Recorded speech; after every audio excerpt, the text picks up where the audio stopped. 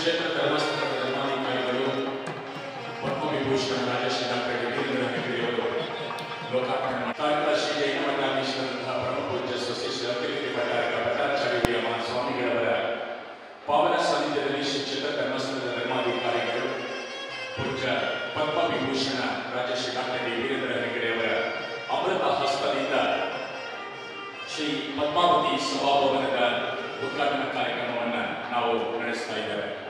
ಈಗ ಪರಮ ಪೂಜ್ಯ ಮುನಿ ಮಹಾರಾಜರನ್ನು, ಪರಮ ಪೂಜ್ಯ ಸ್ವಾಮೀಜಿಯವರನ್ನು, ಪೂಜ್ಯ ಕಾವಂತರನ್ನು ಹಾಗೆ ಎಲ್ಲ ಗೌರವಾನ್ವಿತ ಅತಿಥಿಗಳನ್ನು ಈ ಸುಂದರವಾದಂತಹ ಸಭಾಭವನಕ್ಕೆ ಭಕ್ತಿಪೂರ್ವಕವಾಗಿ ಸ್ವಾಗತಿಸ್ತಾ ಇದ್ದೇನೆ.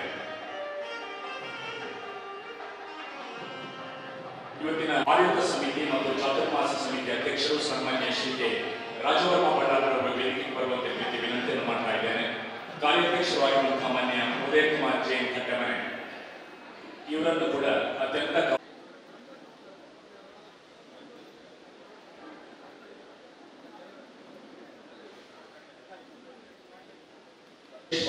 ಆರಾಧನಾ ಕೇಂದ್ರವಾಗಿದೆ.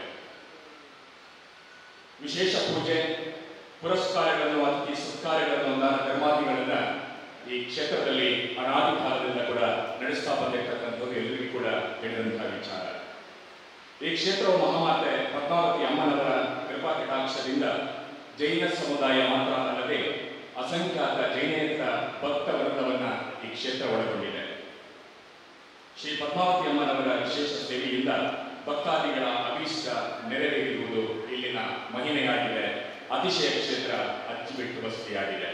ಇವತ್ತು ಈ ಬಸದಿಯಲ್ಲಿ ಸುಸಜ್ಜಿತವಾದಂತಹ ಅನ್ನಚಿತ್ರದ ಜೊತೆಯಲ್ಲಿ ಸುಂದರವಾದಂತಹ ಪದ್ಮಾವತಿ ಸಭಾಭವನವನ್ನು ಸುಮಾರು 1 ಕೋಟಿ ವೆಚ್ಚದಲ್ಲಿ ಎಲ್ಲ ಧರ್ಮಬಂಧುಗಳ ಸಹಕಾರದಲ್ಲಿ ಇವತ್ತು ನಿರ್ಮಾಣಗೊಂಡು ಪೂಜ್ಯ ಕಾವಂತರು ಪರಮ ಪೂಜ್ಯ ಮುನಿ ಶ್ರೀ 108 ದಿವ್ಯಸಾಗರ ಮಹಾರಾಜರ ಪಾವನ ಸಾನ್ನಿಧ್ಯದಲ್ಲಿ ಕಾಳಿಕಾ ಶ್ರೀ ಜೈನಮಠಾಧೀಶರಾಗಿರುವಂತಹ ಪರಮ ಪೂಜ್ಯ ಸ್ವಸ್ತಿ ಶ್ರೀ ಲಂಕಗಿರಿ ಭಟ್ಟಾರಕ ಭಟ್ಟಾಚಾರ್ಯ ಮಹಾಸ್ವಾಮೀಜಿಯವರ ಪಾವನ ಸಾನ್ನಿಧ್ಯದಲ್ಲಿ ಇವತ್ತು ಲೋಕಾರ್ಪಣೆ ಮಾಡ್ತಾ ಇದ್ದಾರೆ.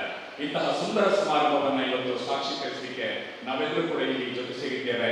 ಶ್ರೀಮತಿ ಪ್ರಶಸ್ತ ಶ್ರೀಮತಿ ಆಕರ್ಷಣಿ ಮತ್ತು ಶ್ರೀ ಶೈಲೇಂದ್ರ ಕುಮಾರ್ ಅವರು ಪ್ರಾರ್ಥನೆಯನ್ನ ನೆರವೇರಿಸಿಕೊಳ್ಬೇಕು ಅಂತ ಅವರಲ್ಲಿ ನಾನು ಕೇಳಿಕೊಳ್ತಾ ಇದ್ದೇನೆ.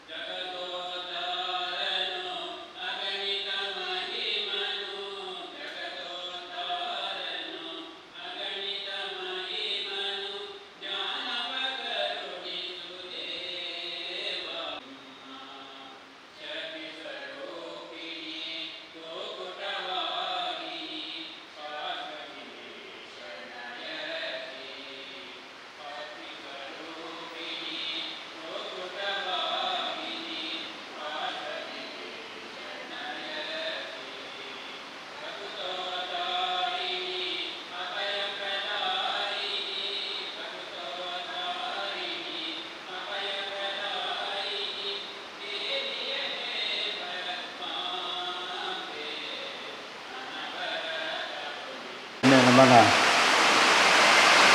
ಬಂಟ್ವಾಳದ ಪ್ರತಿ ಒಂದು ಕೆಲಸೊಡ್ಲ ಆ ಬಂಟ್ವಾಳದ ಉದ್ಧಾರದ ಕೆಲಸೊಡು ಭಾಗಿಯಾಯನಂಚಿನ ಅಂಚಿನ ಆಜಿ ಸತ್ತಿ MLA ಆಯನಂಚಿನ ನಮ್ಮ ಪ್ರೀತಿದ ಬೇಬೆಣ್ಣೆ ಆರಲ್ಲ ಅಂಚನೆ ನಮ್ಮ ಪಂಚಾಯತ್ ಪ್ರೆಸಿಡೆಂಟ್ ಆಯನಂಚಿನ ಮೇಡಮ್ ಅಂಚನೆ ಸೇರಿದಿನ ಏನು ಮಾತು ಬಂದಲೆ ನಮ್ಮ ಅಜ್ಜುಟ್ ಬಸ್ಸೋಡು ಈ ಹಾಲ್ ನಮ್ಮ ಕಟ್ಟೋಡು ಎಂಕಲು ಬಂದಿದ್ದು ಕಳೆನ 14 ವರ್ಷೋಡು ಎಂಕಲು ಬಂಗಬೈದ ಅಂಡ ದಾನ್ನ ಕಾರಣ ಅಂತೋಡು ಎಂಕ್ಲೆಗ ಇನ್ನು ಕಂಪ್ಲೀಟ್ ಮಲ್ಪರ ಆಗಿ ಮುಮ್ಮುಚ್ಚದ ದುಮ್ಮದ ಸ್ವಾಮಿಗಳು ದೇವೇಂದ್ರ ಕೀರ್ತಿ ಮಹಾರಾಜರನ್ನ ಕೈಟ್ರಿನಕ್ಕೆ ಶಂಕುಸ್ಥಾಪನೆ ಆಂಡು ಅಂಚೆ ಬೊಕ್ಕ ದಾದನ ಕಾರಣ ಅಂತೋಡು ಎಂಕ್ಲೆಗ ಕಂಪ್ಲೀಟ್ ಮಲ್ಪರ ಆಯ್ತು ಇನಿಕ್ ಬಾರಿ ಪೊರ್ಲುಡು ನಮ್ಮ ವೀರೇಂದ್ರ ಹೆಗ್ಡೆರ್ನ ಸಹಕಾರೋಡು ಅಂಚನೆ ಊರದಾಕನ ಸಹಕಾರ ಅಂಚನೆ ಸರ್ಕಾರದ ಅನುದಾನಡು ಈ ಒಂಜಿ ಭವ್ಯ ಕಟ್ಟಡ ಇನಿ ಉಂಟುದು ಲೋಕಾರ್ಪಣೆ ಆಂಡು ಬಂದಲೆ ಇದು ನಮ್ಮ ಸಭೆಗೆ ಬೈದಿನಂಚಿನ 108 ದಿವ್ಯಸಾಗರ ಮುನಿ ಮಹಾರಾಜರಿಗಳ ಆರೇನ ಈ ಸಭೆಗೆ ನಾನು ಹೃತ್ಪೂರ್ವಕವಾದ ಸ್ವಾಗತ ಮಲ್ಕೊಂಡುಲ್ಲ ಅಂಚನೆ ಕಾರ್ಲದ ನಮ್ಮ ಈ ಪ್ರದೇಶದ ಮಹಾಸ್ವಾಮಿ ಲೈನಂಚಿನ ಕಾರ್ಕಳದ ಲಲಿತ ಕೀರ್ತಿ ಭಟ್ಟಾರಕ ಮಹಾಸ್ವಾಮಿಯರ ವೈದ್ಯರು ಆರು ಹಲವು ವರ್ಷೋಡು ಕಾರಣಾಂತರೋಡು ಪ್ರತಿ ಕಾರ್ಯಕ್ರಮ ಎಂಟು ಲೆಫ್ಟಿನಾರಿಗೆ ಬರ್ರಾ ಹೊಂದಿದ್ದಾಂಡು ಆಡ ಇನಿ ದೇವಿ ಯಾರೇನು ಸರ್ಪಾಜರು ಅಂಚನೆಟ್ಟಾರೆಗೆ ಯಾನು ನಮ್ಮ ಮಾತೆಯನ್ನ ಪರವಾದ ಹೃತ್ಪೂರ್ವಕವಾದ ಸ್ವಾಗತ ತೋರಂದಿಲ್ಲ ಅಂಚನೆ ನಮ್ಮ ನಮ್ಮ ದೇಶದ ಪ್ರೀತಿದ ಪ್ರಧಾನಮಂತ್ರಿ ನಂಚಿನ ಶ್ರೀಮಾನ್ ಮೋದಿಯವ್ರನ್ನ ಒಂದು ಆಶಯದನ್ನಿತ್ತು ನಮ್ಮ ರಾಜೇಶ್ವರಿ ವೀರೇಂದ್ರ ಹೆಗ್ಡೆರನ್ನು ಆಯ್ಕೆ ನಾಮನಿರ್ದೇಶಕ ನಮ್ಮ ರಾಜ್ಯಸಭೆಗೆ ನಾಮನಿರ್ದೇಶಕ ಮಲ್ದೇರು ಆರೇಗ್ಲ ಅಂಚನೆ ನಮ್ಮ ಈ ಸಭೆ ಈ ಸಭಾಭವನ ಬಡಾನಾಥ ಅನುದಾನ ಕೊನೆಂಚಿನ ನಮ್ಮ ಪ್ರೀತಿದ ಎನ್ನ ಭಾರಿ ಕೈಕಲ್ದ ಒಂದು ಫ್ರೆಂಡ್ ಅಥವಾ ಎನ್ನ ಒಂದು ಮಾರ್ಗದರ್ಶಕ ಬಂದ ಕಪ್ಪ ಒಂದು ಆರೆ ವೀರೇಂದ್ರ ಹೆಗ್ಡೆರನ್ನು ನಾನು ಈ ಸಭೆಗೆ ಸ್ವಾಗತ ಮಲ್ತಂದಿಲ್ಲ ಅಂಜನೆ ನಮ್ಮ ಬಂಟ್ವಾಳ ತಾಲೂಕದ ಸಮಗ್ರ ಅಭಿವೃದ್ಧಿ ಕಾರಣವಾಯಿನಂಚಿನ ನಮ್ಮ ರಮನಾಥ ರೈಗಳು ನಮ್ಮ ಪ್ರೀತಿದ ಬೇಬಣ್ಣಗೆ ನಾನು ಎನ್ನ ಬೊಕ್ಕನಿಗಳ ಮಾತನ್ನ ಪರವಾದ ನಾನು ಸ್ವಾಗತ ಮಲ್ತಂದಿಲ್ಲ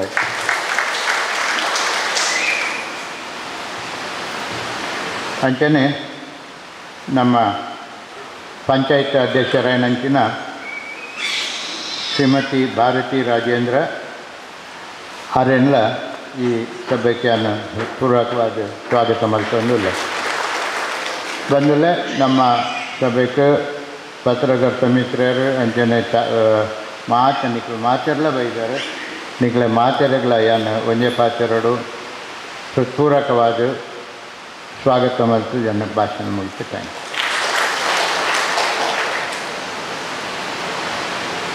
ಪೂರ್ವಕವಾದಂತಹ ಗೌರವಾರ್ಪಣೆ ಸ್ವಸ್ತಿಶ್ರೀ ಲಲಿತಕೀರ್ತಿ ಭಟ್ಟಾರಕ ಪಟ್ಟಾಚಾರ್ಯವರಿಯ ಮಹಾಸ್ವಾಮಿ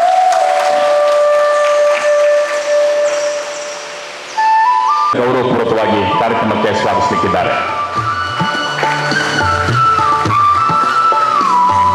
ಶ್ರೀಮತಿ ಪ್ರತಿಮಾ ಮಗದೊಮ್ಮೆ ಈ ಸುಂದರ ಸಮಾರಂಭದಲ್ಲಿ ಭಾಗವಹಿಸಿದಂತಹ ಎಲ್ಲರನ್ನ ಕೂಡ ಆಡಳಿತ ಸಮಿತಿ ಮತ್ತು ಹಾಗೂ ಚಾತುರ್ಮಾಸ ನಿಮಿತ್ತ ಕಲಶ ಸ್ಥಾಪನಾ ಮಹೋತ್ಸವದ ಈ ಶುಭ ದಿನದಂದು ವೇದಿಕೆಯಲ್ಲಿ ವಿರಾಜಮಾನರಾಗಿರುವ ಮುನಿಶ್ರೀ 108 ದಿವ್ಯಸಾಗರ ಮಹಾರಾಜರ ಚರಣ ಕಮಲಗಳಿಗೆ ವಂದಿಸುತ್ತಾ ರಾಜಗುರು ಲಲಿತ ಕೀರ್ತಿ ಭಟ್ಟಾರಕ ಸ್ವಾಮೀಜಿಯವರು ಹಾಗೂ ವೇದಿಕೆಯನ್ನು ಅಲಂಕರಿಸಿರುವ ಪೂಜ್ಯ ಕಾವಂದರಿ ತಮಗೂ ಭಕ್ತಿಪೂರ್ವಕವಾಗಿ ವಂದಿಸುತ್ತಾ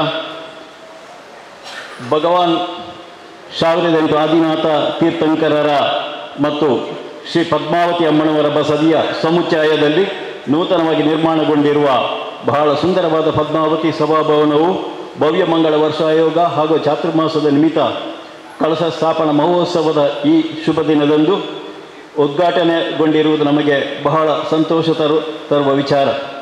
ಮುನಿಶ್ರೀ 108 ದಿವ್ಯಸಾಗರ ಮಹಾರಾಜರ ಪಾವನ ಸಾನ್ನಿಧ್ಯ ಹಾಗೂ ಪದ್ಮಭೂಷಣ ಡಾಕ್ಟರ್ ಶ್ರೀ ವೀರೇಂದ್ರ ಹೆಗ್ಡೆಯವರ ಮಾರ್ಗದರ್ಶನದಲ್ಲಿ ಅವರು ವೇದಿಕೆಯ ಉಪಸ್ಥಿತರಿದ್ದು ಈ ಕ್ಷೇತ್ರಕ್ಕೆ ಆಗಮಿಸಿರುವುದು ನಮಗೆಲ್ಲ ಸಂತೋಷದ ವಿಚಾರ.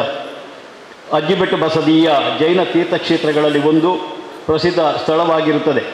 ಅನಾದಿ ಕಾಲದಿಂದಲೂ ಇಲ್ಲಿ ವಿಶೇಷ ಪೂಜೆ ಪುರಸ್ಕಾರಗಳು, ಆತಿಥ್ಯ ಸತ್ಕಾರಗಳು, ದಾನ ಧರ್ಮಾದಿಗಳು ಬಹಳ ವಿಜೃಂಭಣೆಯಿಂದ ನಡೆಯುತ್ತಾ ಇದ್ದು, ಜೈನ ಬಾಂಧವರಂತೆ ಅಸಂಖ್ಯಾತ ಜೈನೇತರ ಭಕ್ತವೃಂದದವರನ್ನು ತನ್ನೆಡೆಗೆ ಆಕರ್ಷಿಸಿದೆ. ಶ್ರಾವಣ ಮಾಸದಲ್ಲಿ ಹಾಗೂ ನವರಾತ್ರಿಗಳಲ್ಲಿ ಜೈನ ಹಾಗೂ ಜೈನೇತರ ಭಕ್ತ ಸಮೂಹ ನೆರೆದು ದೇವಿಯ ಅನುಗ್ರಹಕ್ಕೆ ಪಾತ್ರರಾಗುವರು. ದೇವಿಯ ವಿಶೇಷ ಸೇವೆಯಿಂದ ಭಕ್ತಾದಿಗಳ ಅಭೀಷ್ಟ ಸುಲಭದಲ್ಲಿ ನೆರವೇರುವುದು ಈ ಕ್ಷೇತ್ರದ ಮಹಿಮೆಯಾಗಿರುತ್ತದೆ. ಬಂಟ್ವಾಳ ತಾಲೂಕಿನಲ್ಲಿ 2ನೇ ಅತಿ ಹೆಚ್ಚು ಶ್ರಾವಕರ ಮನೆಯು ನಮ್ಮ ಬಸದಿಯು ಹೊಂದಿದ್ದು, ಮೂಲಭೂತ ಸೌಕರ್ಯಗಳ ಕೊರತೆ ಇತ್ತು. ಜೈನ ಹಾಗೂ ಜೈನೇತರ ಭಕ್ತಾದಿಗಳಿಗೆ ಅನ್ನದಾನಕ್ಕಾಗಿ ಅನ್ನಛತ್ರದ ಕೊರತೆ ಇದ್ದು, ಜೊತೆಗೆ ಸಮುದಾಯ ಭವನ ನಿರ್ಮಿಸುವ ಉದ್ದೇಶವನ್ನು ಹೊಂದಲಾಯಿತು. ಈ ಬಗ್ಗೆ ಸ್ಥಳದಾನ ಮಾಡುವ ಬಗ್ಗೆ ದಿವಂಗತ ಸ್ವರ್ಗೀಯ ಮಲ್ಲಿನಾಥ ಇಂದ್ರರು ಮೊದಲೇ ಭರವಸೆಯನ್ನು ನೀಡಿದ್ದರು. ಅನಂತರ 2003ರಲ್ಲಿ ಶ್ರೀಮತಿ ಸಚಿದೇವಿ ಮತ್ತು ಮಕ್ಕಳು ಸ್ಥಳದಾನವನ್ನು ಮಾಡಿದರು. ಆ ಬಳಿಕ ಕೆ ರಾಜವರ್ಮ ಬಳ್ಳಾಲ್ ಇವರ ಆಡಳಿತ ಕಮಿಟಿಯ ಅಧ್ಯಕ್ಷತೆಯಲ್ಲಿ ಕುಂಬುಜ ಶ್ರೀಗಳಿಂದ ಸಮುದಾಯ ಭವನಕ್ಕೆ ಶಿಲಾನ್ಯಾಸವನ್ನು ಮಾಡಿ ಆಶೀರ್ವದಿಸಿದರು.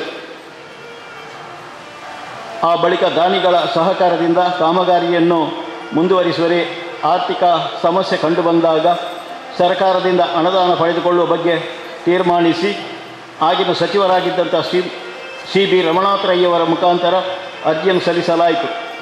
ಅನಂತರ ಅರುಣ್ ಕುಮಾರ್ ಅವರ ಮುತುವರ್ಜಿಯಲ್ಲಿ ಬೇಕಾಗುವ ಎಲ್ಲ ದಾಖಲೆಗಳನ್ನು ತಯಾರಿಸಿ ಸರ್ಕಾರಕ್ಕೆ ಸಲ್ಲಿಸಲಾಯಿತು. ಈ ಸಂದರ್ಭದಲ್ಲಿ ನಮಗೆ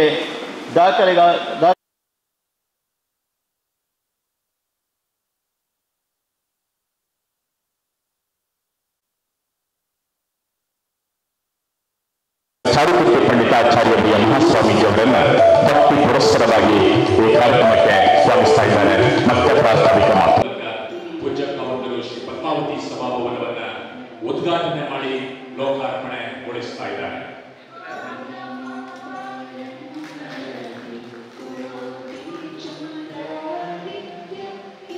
जय बोले शिवाजीनाथ स्वामी भगवान की, जय बोले चतुर्विंशति तीर्थंकर भगवान की, जय बोले रामानंद पद्मावती माता की, जय बोले परम पूज्य मुनीश्री विवेसागर महाराज की, जय बोले सुस्ती श्री ललितगिरि भट्टारक भट्टाचार्य महास्वामी जी की, जय बोले सुस्ती श्री चारुकीर्ति भट्टारक पंडिताचार्य महास्वामी जी की, बोले विश्व धर्म की.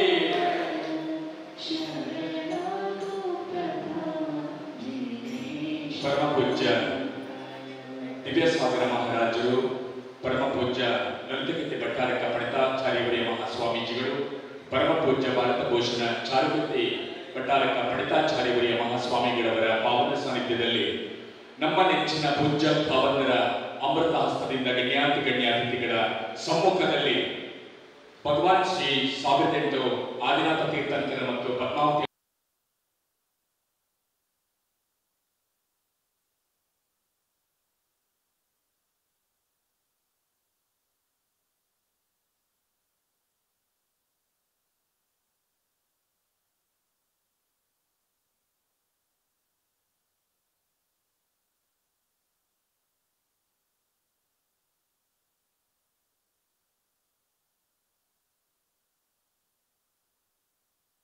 मंगलं सदेश्वरः मंगलं गोमतेश्वरः। बोले आदिनाथ तीर्थंकर भगवान की जय, दिव्य सागर मुनि महाराज की जय, पद्मावती महादेवी की जय. परम पावन पुण्यक्षेत्रದಲ್ಲಿ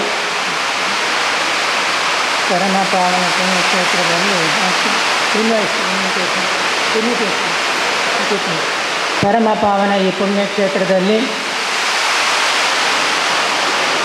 ನಾವೆಲ್ಲರೂ ಕೂಡ ಸೇರಿರುವ ಮುಖ್ಯ ಉದ್ದೇಶ ಗೊತ್ತಿದೆ. ಪರಮ ಪೂಜ್ಯ ಧ್ಯಾನಸಾಗರ ಮುನಿ ಮಹಾರಾಜರು ಹೋದ ವರ್ಷ ವೇಣೂರಿನಲ್ಲಿ ಚಾತುರ್ಮಾಸ ಮಾಡಿದ್ದಾರೆ. ಈ ವರ್ಷ ಇಲ್ಲಿಗೆ ಬಂದಿದ್ದಾರೆ. ನಿಮ್ಮೆಲ್ಲರ ಪುಣ್ಯ. ಅನೇಕ ವರ್ಷಗಳಿಂದ ಈ ಸಭಾಭವನದ ಒಂದು ಅಪೇಕ್ಷೆ ನಿರೀಕ್ಷೆಯಲ್ಲಿದ್ದರು ನಾವೆಲ್ಲರೂ. ಇವತ್ತು ಧ್ಯಾನಸಾಗರ ಬಂದ ಅವರ ಸಾನ್ನಿಧ್ಯದಲ್ಲಿ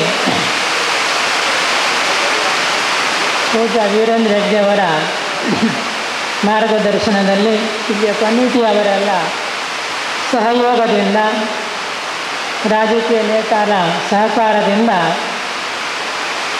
ವೈಭವದ ಈ ಭವನ ನಿರ್ಮಾಣಗೊಂಡು ಇವತ್ತು ಪರಮ ಪೂಜ್ಯ ಧ್ಯಾನಸಾಗರ ಸಾನ್ನಿಧ್ಯ ಆಶೀರ್ವಾದದಿಂದ ದೇವತರ ಉಪಸ್ಥಿತಿಯಲ್ಲಿ ಮಹಾದೇವಿಯ ಅನುಗ್ರಹವನ್ನು ಪಡೆದು ಈ ಭವನದ ಉದ್ಘಾಟನೆಯಾಗಿದೆ.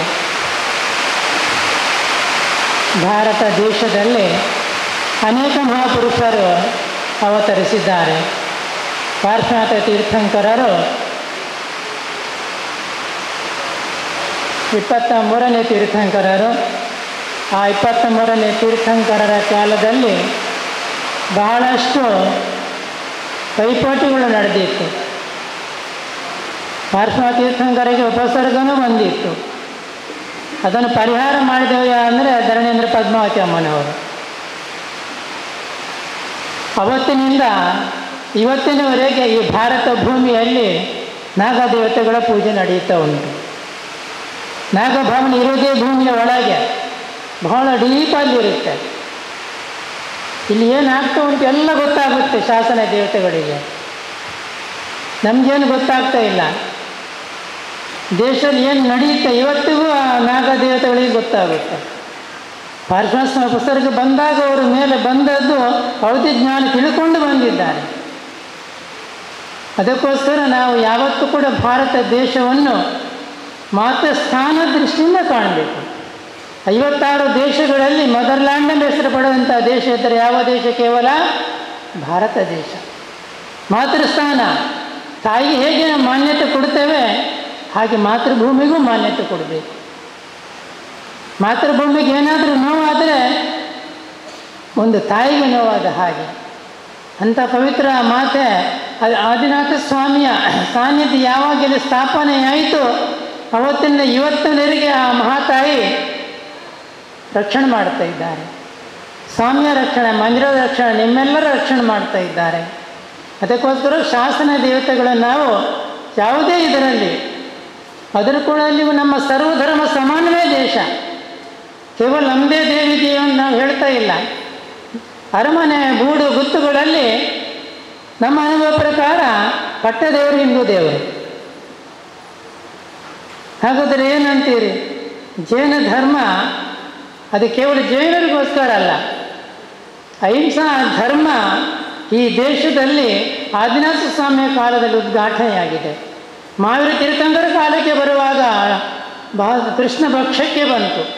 ಆ ಸಮಯದಲ್ಲಿ ಶಾಸನ ದೇವತೆಗಳು, ಧರ್ಮ ದೇವತೆಗಳು ಎಚ್ಚೆತ್ತುಕೊಂಡು ನಮಗೇನಾದರೂ ರಕ್ಷಣೆ ಮಾಡುವವರಿದ್ದರೆ ಆ ಧರ್ಮ ದೇವತೆ, ಶಾಸನ ದೇವತೆಗಳು. ಅದಕ್ಕೋಸ್ಕರ ನಮ್ಮ ಪರಂಪರೆ, ಸಂಪ್ರದಾಯ, ರೂಢಿ ಅಂತ ಹೇಳಿ ಯಾವುದೇ ಹೇಳಿ, ಯಾರೇ ಬರಲಿ ಯಾರೇ ಹೋಗಲಿ ನಮ್ಮ ಪರಂಪರೆ, ಸಂಪ್ರದಾಯ, ರೂಢಿಯನ್ನು ನಾವು ಬಿಡಬಾರದು. ಅದಕ್ಕೆ ನಮ್ಮ ಕಾವಂದರೇ ಸಾಕ್ಷಿ ಇದ್ದಾರೆ. ಅವರೆಲ್ಲರ ಜೊತೆ ಬಾಳ್ತಾ ಇದ್ದಾರೆ. ಎಲ್ಲರ ದೇವರಿಗೆ ಭಕ್ತಿ ಮಾಡ್ತಾ ಇದ್ದಾರೆ, ಗೌರವ ಕೊಡ್ತಾ ಇದ್ದಾರೆ. ಸಮಾಜಕ್ಕೆ ಮಾತ್ರ ಅಲ್ಲ. ಅದಕ್ಕೋಸ್ಕರ ಅವರು ಕೂಡ ಈ ಕ್ಷೇತ್ರಕ್ಕೆ ಬಹಳಷ್ಟು ಈ ಸ್ವಲ್ಪ ಹಿಂದೆ ಉಳಿದಿತ್ತು, ಸ್ವಲ್ಪ ಮಧ್ಯ ನಿಂತು ಹೋಗಿತ್ತು ಅಂತ ಹೇಳಿದರು. ಅದಕ್ಕೆ ಪೂರ್ಣತೆಗೆ ಖವಂದರು ಕೂಡ ಅಲ್ಲಿ ಪ್ರಸಾದವನ್ನು ಇಲ್ಲಿ ಹಂಚಿದ ಕಾರಣ ಬೇಗ ಉದ್ಘಾಟನೆ ಆಯಿತು. ಯಾಕಂದರೆ ಅವರು ಕೊಡುವಂಥದ್ದನ್ನು ದೇವರನ್ನು ನೆನೆಸಿಕೊಡ್ತಾರೆ. ಅವರು ತನ್ನದಂತ ಅವರು ಹೇಳ್ತಾ ಇಲ್ಲ. ಅದಕ್ಕೋಸ್ಕರ ಅವರು ಎಲ್ಲಿ ಹೋದಲ್ಲಿ ಬಂದಲ್ಲಿ ಕೂಡ ಯಾವುದು ಕೂಡ ಒಂದು ಮುಗ್ಗು ಕೂಡ ಅರಳುತ್ತದೆ, ಹೂವಾಗಿ ಸಂತೋಷ ಪಡ್ತದೆ. ಹಾಗೆ ನಮ್ಮ ದೇಶದಲ್ಲಿ ಪ್ರತಿಯೊಬ್ಬರೂ ಕೂಡ ಭೇದ ಭಾವವನ್ನು ಮರೆತು, ಒಳಭೇದ ಇದ್ದೇ ಇರ್ತದೆ, ಹೊರದೃಷ್ಟಿಯಿಂದ ಆದರೂ ಭೇದ ಭಾವವನ್ನು ಮರೆತು ನಾವು ಒಂದಾದಾಗ ಪ್ರಕೃತಿ ದೇವತೆಗಳು ಮಳೆ ಸುರಿಸ್ತಾರೆ. ನಮಗೆ ಅದು ಬೇಕಾದ್ದು. ಅಂತಹ ಈ ಪವಿತ್ರ ಈ ಕ್ಷೇತ್ರದಲ್ಲಿ ಪದ್ಮಾವತಿಯ ಕಾರಣಿಕದಿಂದ ನೀವೆಲ್ಲರೂ ಸೇರಿ ಒಂದು ಸಣ್ಣ ಕ್ಷೇತ್ರ ಆದರೂ ಕೂಡ ಬಹಳ ದೊಡ್ಡ ನೀವು ಕೊಡುಗೆ ಆ ಮಹಾತಾಯಿಯ ಸನ್ನಿಧಿಗೆ ಒಪ್ಪಿಸಿದ್ದೀರಿ. ಮಹಾತಾಯಿ ಸಣ್ಣವರಲ್ಲ, ದೊಡ್ಡವರಲ್ಲ, ಜಗತ್ತಿಗೆ ಆದರ್ಶವಾದಂಥ ಒಂದು ಮಾತೆ ಅವರು.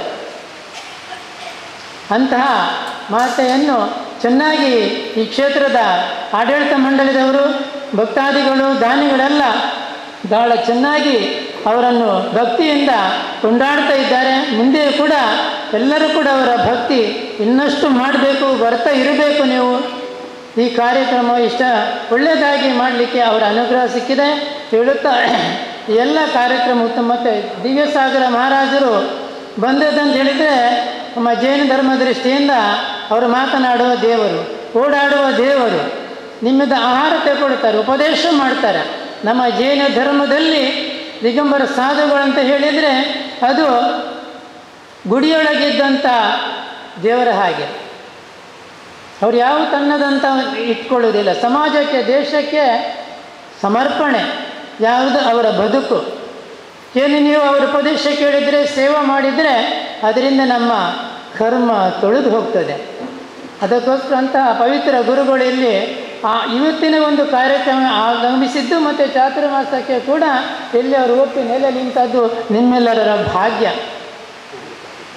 ಇಷ್ಟು ಹೇಳುತ್ತಾ ಈ ಎಲ್ಲ ಕಾರ್ಯಕ್ರಮ ಉತ್ತಮ ರೀತಿ ನಡೆಸಿಕೊಟ್ಟಂಥ ಈ ಕಮಿಟಿಯವರಿಗೆ, ಎಲ್ಲ ದಾನಿಗಳಿಗೆ, ಉಪಸ್ಥಿತ ತಮ್ಮೆಲ್ಲರಿಗೆ ಕೂಡ ಪದ್ಮಾವತಿ ಅವರು ಸದಾ ಇದೇ ಪ್ರಕಾರ ಒಂದು ಆರೋಗ್ಯ ಸಂಪತ್ತು ಕೊಟ್ಟು ಸದಾಕಾಲ ಕಾಪಾಡಲಿ ಅಂತ ತಮ್ಮೆಲ್ಲ ಪರವಾಗಿ ಆ ಮಹಾದೇವಿಯ ಸನ್ನಿಧಿಗೆ ನಾವು ತ್ರಿವಾರ ನಮಸ್ಕಾರ ಸಮರ್ಪಿಸಿ ನಮ್ಮ ಸಂಕ್ಷಿಪ್ತ ಆಶೀರ್ವಚನಕ್ಕೆ ವಿರಾಮ ಕೊಡ್ತೇವೆ.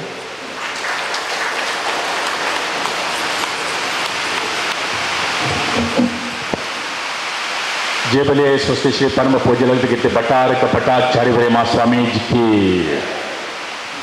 ಈ ಸುಂದರ ಸಮಾರಂಭದಲ್ಲಿ ಮಂಗಳ ಪ್ರವಚನದ ಮೂಲಕ ನಮ್ಮನ್ನು ಹರಿಸಿದಂತಹ ಪರಮ ಪೂಜ್ಯ ಕಾರ್ಕಳ ಶ್ರೀ ಜೈನ ಮಠಾಧೀಶರಾಗಿರುವಂತಹ ರಾಜಗುರು ಧ್ಯಾನಯೋಗಿ ಸ್ವಸ್ತಿ ಶ್ರೀ ಲಲಿತಗಿರಿ ಭಟ್ಟಾರಕ ಪಟ್ಟಾಚಾರ್ಯವರಿಯ ಮಹಾಸ್ವಾಮಿಗಳವರಿಗೆ ಭಕ್ತಿಪೂರ್ವಕವಾದಂತಹ ಪ್ರಣಾಮಗಳನ್ನು ಅರ್ಪಿಸಿಕೊಂಡು, ಮಂಗಲಂ ಭಗವಾನ್ ಜಿನಃ ಮಂಗಲಂ ಪ್ರಥಮಾಚಾರ್ಯೋ मंगलम ऋषभेश्वर.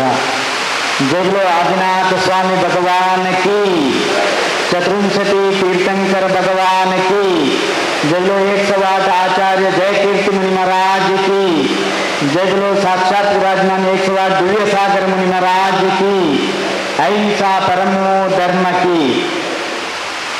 सद्धर्म ಸಂಯುಕ್ತ ಬಂಧುಗಳೇ, ಪ್ರಪ್ರಥಮವಾಗಿ 108 ದಿವ್ಯಸಾಗರ ಮುನಿ ಮಹಾರಾಜರ ಚರಣಕಮಲಕ್ಕೆ ಬಾರಂಬಾರ ನಮೋಸ್ತು ನಮೋಸ್ತು ನಮೋಸ್ತು ಮಹಾರಾಜ್. ಲಲಿತಕೀರ್ತಿ ಭಟ್ಟಾರಕರಿಗೆ ಇಚ್ಛಾಕಾರಗಳನ್ನು ಸಲ್ಲಿಸ್ತಾ ರಾಜಋಷಿ ಧರ್ಮಾಧಿಕಾರಿ ಶ್ರೀ ಡಿ ವೀರೇಂದ್ರ ಹೆಗ್ಡೆ ಅವರು ಇವತ್ತು ನಮ್ಮ ಭಾಳಷ್ಟು ವರ್ಷಗಳ ಕನಸಿನ ಒಂದು ಸಭಾ ಮಂಟಪವಾದ ಪದ್ಮಾವತಿ ಸಭಾಭವನದ ಉದ್ಘಾಟನೆಯನ್ನು ನೆರವೇರಿಸಿದ್ದಾರೆ. ನಮ್ಮೆಲ್ಲ ಸಮಾಜದ ಎಲ್ಲ ಕಾರ್ಯಕ್ರಮ ಚಟುವಟಿಕೆಗಳಲ್ಲಿ ಸಮರ್ಪಿತಗೊಂಡಂಥ ಶ್ರೀಯುತ ಮಾಜಿ ಸಚಿವ ರಮನಾಥ್ ರೈರವರೇ, ಅದೇ ರೀತಿಯಾಗಿ ಶಾಸಕರೇ ಮತ್ತು ಭಾರತಿ ರಾಜೇಂದ್ರರವರೇ, ಈ ಬಸದಿಗೆ ಸಂಬಂಧಪಟ್ಟಂಥ ಶ್ರೀಯುತ ರಾಜವರ್ಮ ಬಲ್ಲಾಳ್ರೆ ಹಾಗೂ ಎಲ್ಲ ಶ್ರಾವಕ ಶ್ರಾವಕಿಯರೇ, ಇವತ್ತು ನಡೆಯುವಂಥದ್ದು ಚಾತುರ್ಮಾಸ.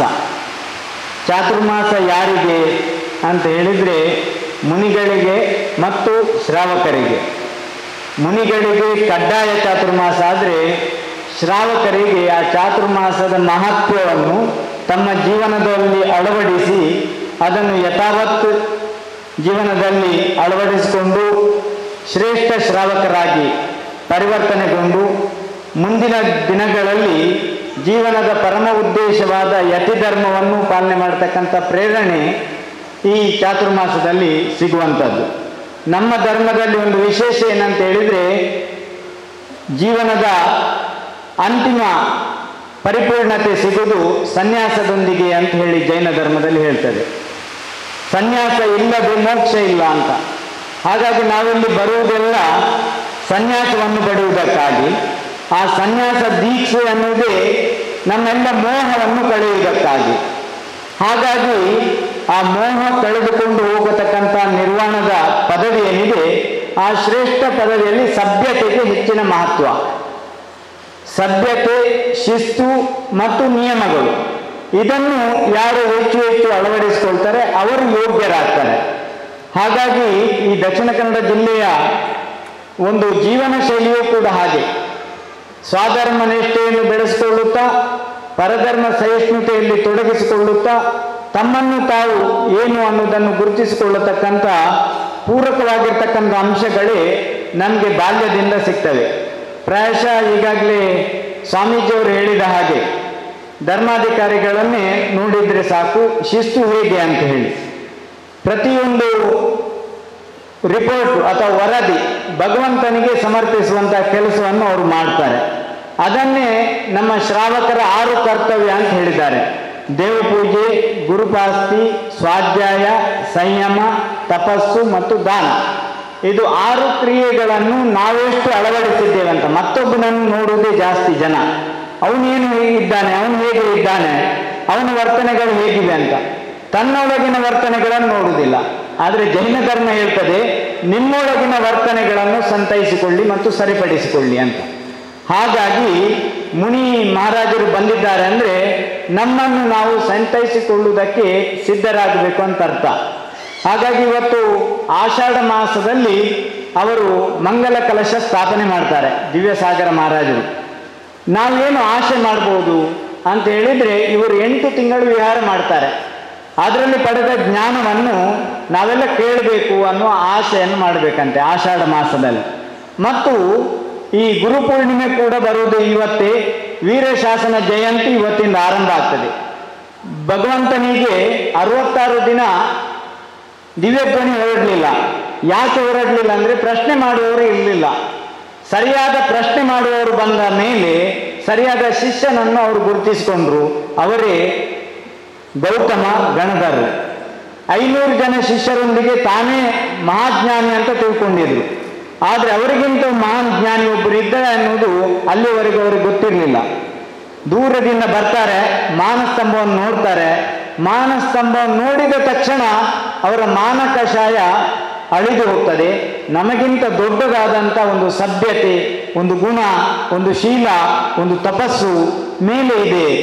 ಅದು ಹೇಗಿದೆ ಅಂತ ಹೇಳಿದರೆ ಸಮತಾಭಾವದಿಂದ ಸರ್ವೋದಯ ಧರ್ಮತೀರ್ಥ, ಪಶು ಪಕ್ಷಿ ಪ್ರಾಣಿ ಮಾತ್ರರಿಗೆ, ನಮಗೂ ನಿಮಗೂ ಎಲ್ಲರಿಗೂ ಸಮಾನವಾಗಿ ಕಾಣುವ ದೃಷ್ಟಿ ಹೊಂದಿದೆ. ಮತ್ತು ಈ ಸೃಷ್ಟಿ ಆ ರೀತಿಯಲ್ಲಿ ರಚನೆಯಾಗಿದೆ. ಸರ್ವೋದಯದಲ್ಲಿ ಎಲ್ಲರೂ ಕುಳಿತುಕೊಂಡು, ಎಲ್ಲರೂ ಶಿಸ್ತಾಗಿ ನಿಂತು, ಎಲ್ಲರೂ ಕೇಳತಕ್ಕಂಥ ಭವ್ಯರಿಗೆ ಮಾತ್ರ ಅವಕಾಶ ಇರತಕ್ಕಂಥ ಅದೊಂದು ತೀರ್ಥ. ಆ ತೀರ್ಥದಲ್ಲಿ ಸರಿಯಾದ ಶಿಷ್ಯನನ್ನು ಗುರುತಿಸಿ ಗುರುವನ್ನು ಕೃತಜ್ಞತೆ ಎಂದು ನೋಡಿಕೊಂಡಂಥ ದಿನವೇ ಗುರುಪೂರ್ಣಿಮೆಯಾಗಿ ಭಗವಂತನ ದಿವ್ಯಧ್ವನಿ ಹೊರಡ್ತದೆ. ಜೀವ ಅಜೀವ, ಆಶ್ರವ, ಬಂಧ, ಸಂವರ, ನಿರ್ಜರೆ ಮತ್ತು ಈ ಬಿಡುಗಡೆ, ಮೋಕ್ಷ ಅನ್ನೋದು ಏನು ಅನ್ನುವ ಸತ್ಯವನ್ನು ಅವರ ಸಮ್ಯಕ್ ದೃಷ್ಟಿಯಲ್ಲಿ ಅವರು ಕಂಡುಕೊಂಡು ನಮಗೆಲ್ಲರಿಗೂ ಉಣಮಡಿಸಿದ ದಿನ. ಇವತ್ತಿನ ದಿನದಿಂದ ಭಗವಾನ್ ಮಹಾವೀರ ಸ್ವಾಮಿಯ ಶಾಸನ ಇವತ್ತು ಪ್ರಾರಂಭ ಆಗಿದೆ.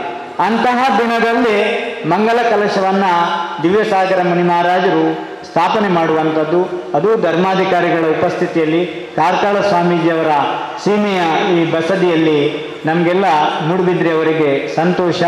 ಯಾಕಂದರೆ ಕಳೆದ ವರ್ಷದ ಚಾತುರ್ಮಾಸವನ್ನು ನಾವು ಕೂಡ ಅಲ್ಲಿ ಹೆಗ್ಡೆಯವರ ಧರ್ಮಾಧಿಕಾರಿಗಳ ಎಲ್ಲ ಸಹಕಾರದಿಂದ ತುಂಬ ಅಚ್ಚುಕಟ್ಟಾಗಿ ನಡೆಸಿದ್ದೇವೆ. ಕೊರೋನಾದ ಸಂದರ್ಭದಲ್ಲಿ ಮಹಾರಾಜರಷ್ಟು ನಿಸ್ಪೃಹ ಮತ್ತು ಸರಳ ಮುನಿಗಳು ಯಾರನ್ನು ನಾವು ನೋಡಿಲ್ಲ. ಅವರದ್ದು ಕೆಲವೊಂದು ನಿಯಮಗಳನ್ನು ಸಡಿಲಿಕೆ ಮಾಡಿದರೆ ಪ್ರಾಯಶಃ ದಕ್ಷಿಣ ಕನ್ನಡ ಜಿಲ್ಲೆಯವರು ಅವರನ್ನು ಬಿಟ್ಟುಕೊಡುವುದಿಲ್ಲ ಅಂತ ನಮ್ಮ ಭಾವನೆ. ಬಹಳ ಸರಳ ಮತ್ತು ಮುನಿಗಳಿಗೆ ಹೇಳಿ ಮಾಡಿಸಿದಂಥ ನಿಯಮದಲ್ಲಿ ಏನು ಹೇಳಿದ್ದಾರೆ ಹಾಗೆ ಇರ್ತಾರೆ. ಸ್ವಾಧ್ಯಾಯ ಪ್ರಿಯ ಮತ್ತು ತುಂಬ ಒಳ್ಳೆಯ ಜ್ಞಾನಿಗಳು. ಅವರಿಗೆ ಮಾತ್ರ ಹಿಂದಿ ಬರಬೇಕು, ನಿಮಗೆ ಹಿಂದಿ ಕಲಿಸಿಬಿಡ್ತಾರೆ. ನೀವು ಅವರಿಗೆ ಕನ್ನಡ ಮತ್ತು ತುಳು ಕಲಿಸಿ 4 ತಿಂಗಳಲ್ಲಿ. ಹಾಗಾಗಿ ಅವರು ಹಿಂದಿ ಕಲೀಲಿ, ನೀವು ಹಿಂದಿ ಕಲಿಯಿರಿ, ಅವರಿಗೆ ಕನ್ನಡ ಮತ್ತು ತುಳು ಕಲಿಸಿ ಅಂತ ನಮ್ಮ ಭಾವನೆ. ಮತ್ತು ಅವರು ಎಷ್ಟು ಸರಳ ಅಂತ ಹೇಳಿದರೆ, ಚಾತುರ್ಮಾಸ ಮಾಡುವವರಿಗೆ ಯಾವುದೇ ಸಮಸ್ಯೆ ಇಲ್ಲ. ಶ್ರಾವಕರದ್ದು ಮಾತ್ರ ಸಮಸ್ಯೆ ಬರ್ತದೆ ಹೊರತು ಮುನಿಗಳ ಸಮಸ್ಯೆ ಬರುವುದಿಲ್ಲ. ಹಾಗಾಗಿ ಆ ಚಾತುರ್ಮಾಸದ ಸಂದರ್ಭದಲ್ಲಿ ನಾವು ಆಸೆ ಮಾಡುವಂಥದ್ದು ನಮಗೆಲ್ಲ ಸುಜ್ಞಾನ ಸಿಗಲಿ, ನಮಗೆಲ್ಲ ಆಚಾರವನ್ನು ಮಾಡತಕ್ಕಂಥ ಶಕ್ತಿ ಸಿಗಲಿ ಅಂತ. ಇನ್ನು ಶ್ರಾವಣ ಮಾಸದಲ್ಲಿ ಶ್ರಮಣರಿಗೆ ಅಂದರೆ ಸಾಧುಗಳು ಹೇಳುವಂಥ ವಿಚಾರಗಳನ್ನು ನಾವು ಕೇಳಬೇಕು ಅಂತ, ಶ್ರವಣ ಮಾಡಬೇಕು ಅಂತ.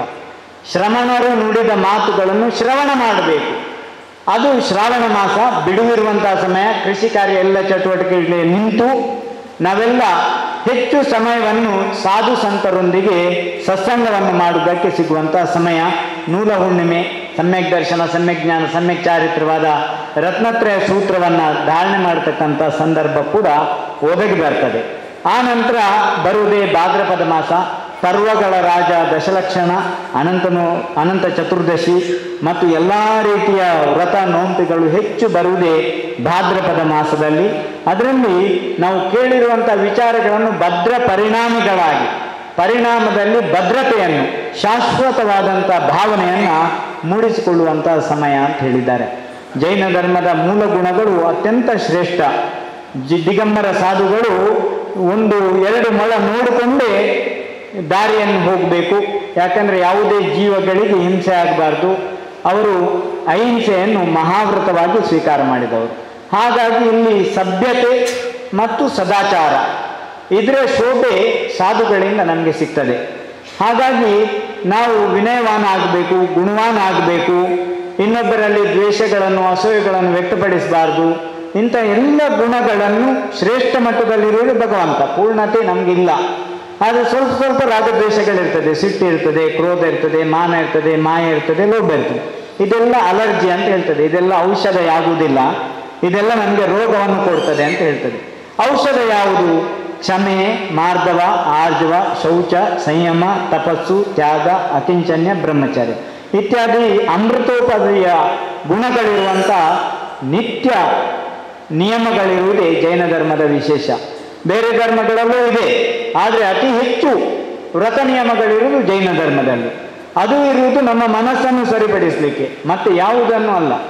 ಸಂಪತ್ತನ್ನು ಸರಿಪಡಿಸಲಿಕ್ಕೆ ಅಲ್ಲ. ನಮ್ಮ ಮನಸ್ಸು, ನಮ್ಮ ದೇಹ ಇದು ಹೇಗೆ ನಮಗೆ ವೈರಿ ಆಗ್ತದೆ, ಹೇಗೆ ಇದನ್ನು ಮಿತ್ರನನ್ನಾಗಿ ಮಾಡಬೇಕು, ಹೇಗೆ ಲೋಕಕ್ಕೆ ಇದನ್ನು ಹಿತವಾಗಿ ಮಾಡಬೇಕು ಅಂತ. ಹಾಗಾಗಿ ಲೋಕಹಿತಕ್ಕಾಗಿ ಮತ್ತು ಸ್ವಹಿತಕ್ಕಾಗಿ ಆತ್ಮಕಲ್ಯಾಣ ಮತ್ತು ಪರಕಲ್ಯಾಣದ ದೃಷ್ಟಿಯಿಂದ ಈ ಚಾತುರ್ಮಾಸದಲ್ಲಿ ಭದ್ರ ಪರಿಣಾಮಿಗಳನ್ನಾಗಿ ಭಾದ್ರಪದ ಮಾಸದಲ್ಲಿ ಮಾಡಿ ಮತ್ತು ಕಾರ್ತಿಕದಲ್ಲಿ ನಾವೆಲ್ಲ ಪಡೆದುಕೊಂಡಂಥ ಜ್ಞಾನವನ್ನು ಬೆಳಕಾಗಿ ಹೊತ್ತಿಸತಕ್ಕಂಥ ದಿನ ಎಂದು ಭಾವಿಸುತ್ತಾ ಒಬ್ಬರು ಯಾರಾದರೂ ಮನೆಗಳೊಟ್ಟಿಗೆ ಹೋಗಲಿ.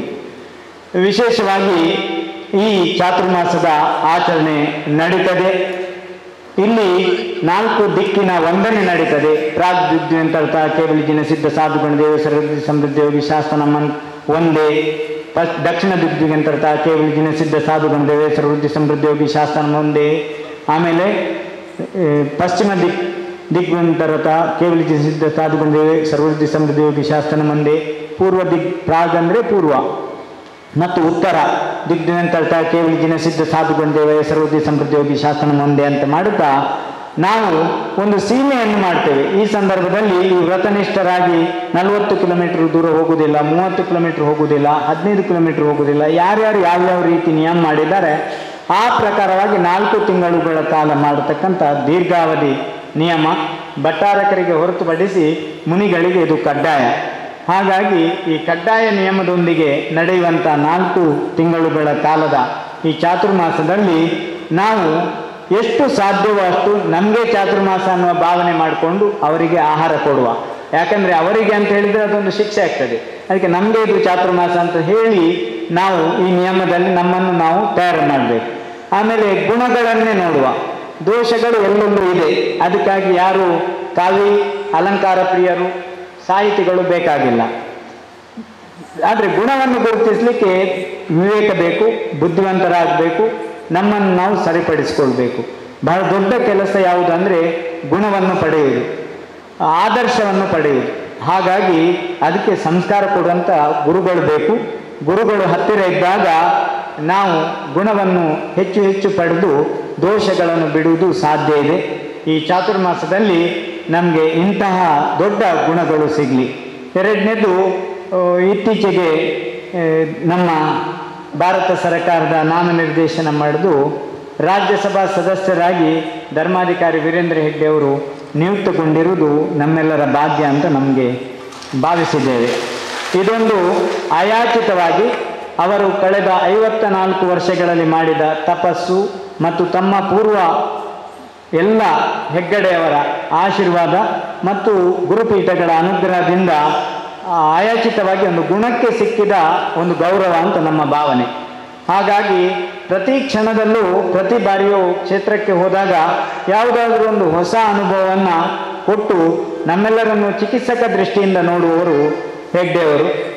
ನಮ್ಮ ಒಂದು ಭಾವನೆ ಏನಂತ ಹೇಳಿದರೆ, ಶ್ರಾವಕರೆಲ್ಲರೂ ಮುನಿಗಳಾಗಬೇಕಂತ ನಮ್ಮ ಧರ್ಮದಲ್ಲಿ ಹೇಳ್ತಾ ಇದೆ. ಒಂದು ವೇಳೆ ಹೆಗ್ಡೆಯವರೇ ಮುನಿಗಳಾದರೆ ಇಲ್ಲಿ ಎಲ್ಲ ಜನಗಳು ದಕ್ಷಿಣ ಕನ್ನಡದವರು ದೊಡ್ಡ ಮಠ ಕಟ್ಟಬೇಕಾದೀತು ಅಂತ ಒಂದು ಪುಣ್ಯ ಅವರಿಗೂ ಸಿಗಲಿ ಅಂತ ನಾವು ಭಾವನೆ ಮಾಡೋದು. ಮತ್ತು ಶ್ರಾವಕರಿಗೆ ಮುನಿ ಧರ್ಮ ಸಿಗಲೇಬೇಕು. ನಾವೆಲ್ಲ ಹೇಳುವುದನ್ನು ತಮಾಷೆ ಮಾಡುವುದು, ಸ್ವಾಮಿಗಳನ್ನು ತಮಾಷೆ ಮಾಡುವ ವಸ್ತು ಅಲ್ಲ, ಬದಲಾಗಿ ನಾವು ಕೂಡ ಸ್ವಾಮಿಗಳಾಗುವ ಒಂದು ಕಾರ್ಯ ಅಂತ ಎಲ್ಲರೂ ಭಾವನೆ ಮಾಡಬೇಕು. ನಮ್ಮ ಮೂಡುಬಿದ್ರೆಯಲ್ಲಿ ಬೆಡ್ಕೇರಿ ಮತ್ತು ಜೈನಪೇಟೆಯಲ್ಲಿ ಒಂದು ಬಸದಿ ಇದೆ, ವಿಕ್ರಮ್ ಶೆಟ್ಟಿ ಬಸ್ತಿ ಅಂತ. ಅಲ್ಲಿ ಎಲ್ಲ ಶ್ರಾವಕರು ಒಂದು 60-80 ವಯಸ್ಸಾದ ಮೇಲೆ ಒಂದು ನಿಯಮ ಮಾಡ್ತಾ ಇದ್ರು. ಅಲ್ಲಿ ಅದು ಏನಂತ ಹೇಳಿದರೆ, ಇನ್ನು ಕಾರ್ಕಳದಲ್ಲೂ ಮಾಡ್ತಾಯಿದ್ರು, ಅದೇ ರೀತಿಯಾಗಿ 32 ಪಟ್ಟಣಗಳಲ್ಲೂ ಹಿಂದೆ ಇತ್ತು.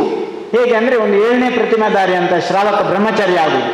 ಆ ಬ್ರಹ್ಮಚಾರಿ ಆಗಿ ಅವರು ಮಠಕ್ಕೆ ಹತ್ತಿರ ಬರುವುದು, ಮಠಕ್ಕೆ ಹತ್ತಿರ ಬರೋದು ಮತ್ತೆ ಕಡೆಗೆ ಮಠಕ್ಕೆ ಸೇರುವುದು, ಇದು ಧರ್ಮ ಆಗಬೇಕು ಅಂತ.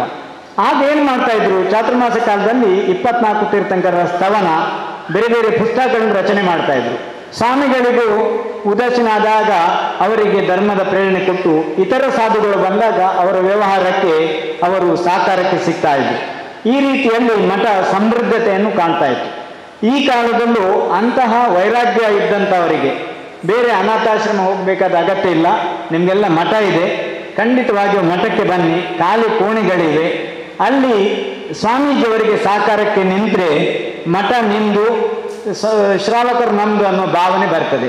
ಇಲ್ಲದಿದ್ದರೆ ಮಠ ಸಪರೇಟ್ ಆಗ್ತದೆ, ಶ್ರಾವಕರು ಜಗಳಾಡ್ತಾ ಇರ್ತಾರೆ, ಆ ಭಾವನೆ ಬರಬಾರ್ದು.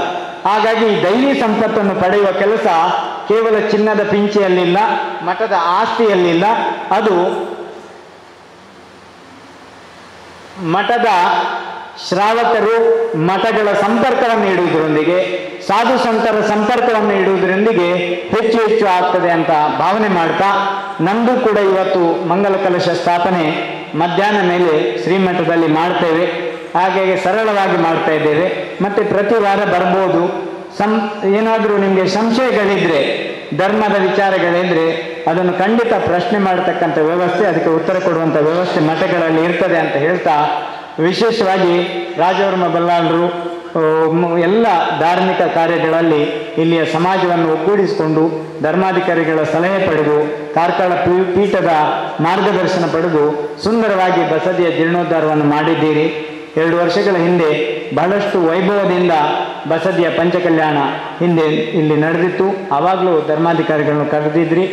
ಇದೀಗ ದಿವ್ಯಸಾಗರ ಸನ್ನಿಧಾನದಲ್ಲಿ ನೀವೊಂದು ಯೋಜನೆಗಳನ್ನು ಹಾಕಿ ನಿಮ್ಮ ಕ್ಷೇತ್ರಕ್ಕೆ ಏನು ಬೇಕು ಅದನ್ನು ಖಂಡಿತವಾಗಿ ನೀವು ಅರ್ಥಪೂರ್ಣವಾಗಿ ಜಾಗವನ್ನು ಕೊಟ್ಟರೆ ನಮ್ಮೆಲ್ಲರನ್ನು ಒಗ್ಗೂಡಿಸಿಕೊಂಡು ದಿವ್ಯಸಾಗರ ಮಹಾರಾಜರು ಅದಕ್ಕೂ ನಿಮಗೆ ಪ್ರೇರಣೆಯನ್ನು ಖಂಡಿತ ಕೊಡ್ಬೋದು ಅಂತ ಭಾವನೆ ಮಾಡುತ್ತಾ, ನಾವು ಹೆಚ್ಚು ಸುಜ್ಞಾನವನ್ನು ಮುನಿಗಳಲ್ಲಿ ಪಡೆಯೋಣ, ನಮ್ಮಲ್ಲಿರ್ತಕ್ಕಂಥ ಅಜ್ಞಾನವನ್ನು ಕಳೆಯುವುದಕ್ಕೆ ಅವರು ಮಾರ್ಗದರ್ಶನ ನೀಡಿ ಅಂತ ಕೇಳೋಣ ಅನ್ನುವ ಭಾವನೆಯನ್ನು ಮಾಡ್ತಾ, ಈ ಚಾತುರ್ಮಾಸವು ನಮ್ಮೆಲ್ಲರ ಸುಜ್ಞಾನವನ್ನು ಅರಳಿಸಲಿ. ಈ ಭಾಗಕ್ಕೆ ಬಹಳ ಅಪರೂಪ ಚಾತುರ್ಮಾಸ. ಹಿಂದೆ ಯುಗಲ ಮುನಿಗಳು ಮತ್ತು ಅದಕ್ಕಿಂತ ಹಿಂದೆ ವೀರಸಾಗರ ಮಹಾರಾಜರು ಮತ್ತು ಶಂಭವನಂದಿ ಮಹಾರಾಜರು, ಇವರು ನಮ್ಮ ವಿಶ್ವನಂದಿ ಮಹಾರಾಜರು ಹಳ್ಳಿಗೆ ಹೋಗ್ತಾ ಇದ್ರು. ಅವರ ಕಾಲದಲ್ಲಿ ಮಾತೋಶ್ರೀ ರತ್ನಮ್ಮನವರು ಒಂದು ಪ್ರಕಟ ಮಾಡಿದಂಥ ದಶಭಕ್ತಿ ನಮಗೆ ಬಹಳ ಸಾಕಾರಕ್ಕೆ ಬರ್ತಾಯಿತ್ತು. ನಾವು ಪಟ್ಟಾಭಿಷೇಕ ಆದ ಸಂದರ್ಭದಲ್ಲಿ ನಮಗೆ ಬೆಳಗುಳದ ಸ್ವಾಮೀಜಿಯವರು ಅದನ್ನು ಕೊಟ್ಟಿದ್ರು.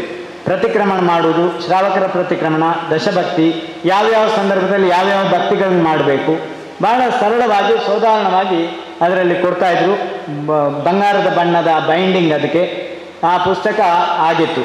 ಆನಂತರ ದಶಭಕ್ತಿ ಅಂತ ಪ್ರವಚನ ಸಾರ, ರಾಯಣ ಸಾರ, ಶ್ರೀಪತಿ ಜೋಯಿಸ್ರವರಿಂದ ಪುಸ್ತಕಗಳನ್ನು ಪ್ರಕಟ ಮಾಡ್ತಿದ್ರು. ರತ್ನಕರ್ಣಕ ಶ್ರಾವಕಾಚಾರ, ನಿಯಮ ಸಾರ ಎಲ್ಲ ಒಳ್ಳೊಳ್ಳೆಯ ಪುಸ್ತಕಗಳು. ಪ್ರಾಯಶಃ ಇದೆಲ್ಲ ಹೆಸರು ಹೆಚ್ಚು ಆಪ್ತವಾಗುವುದು ಇಂಥ ಚಾತುರ್ಮಾಸಗಳಾದಾಗ.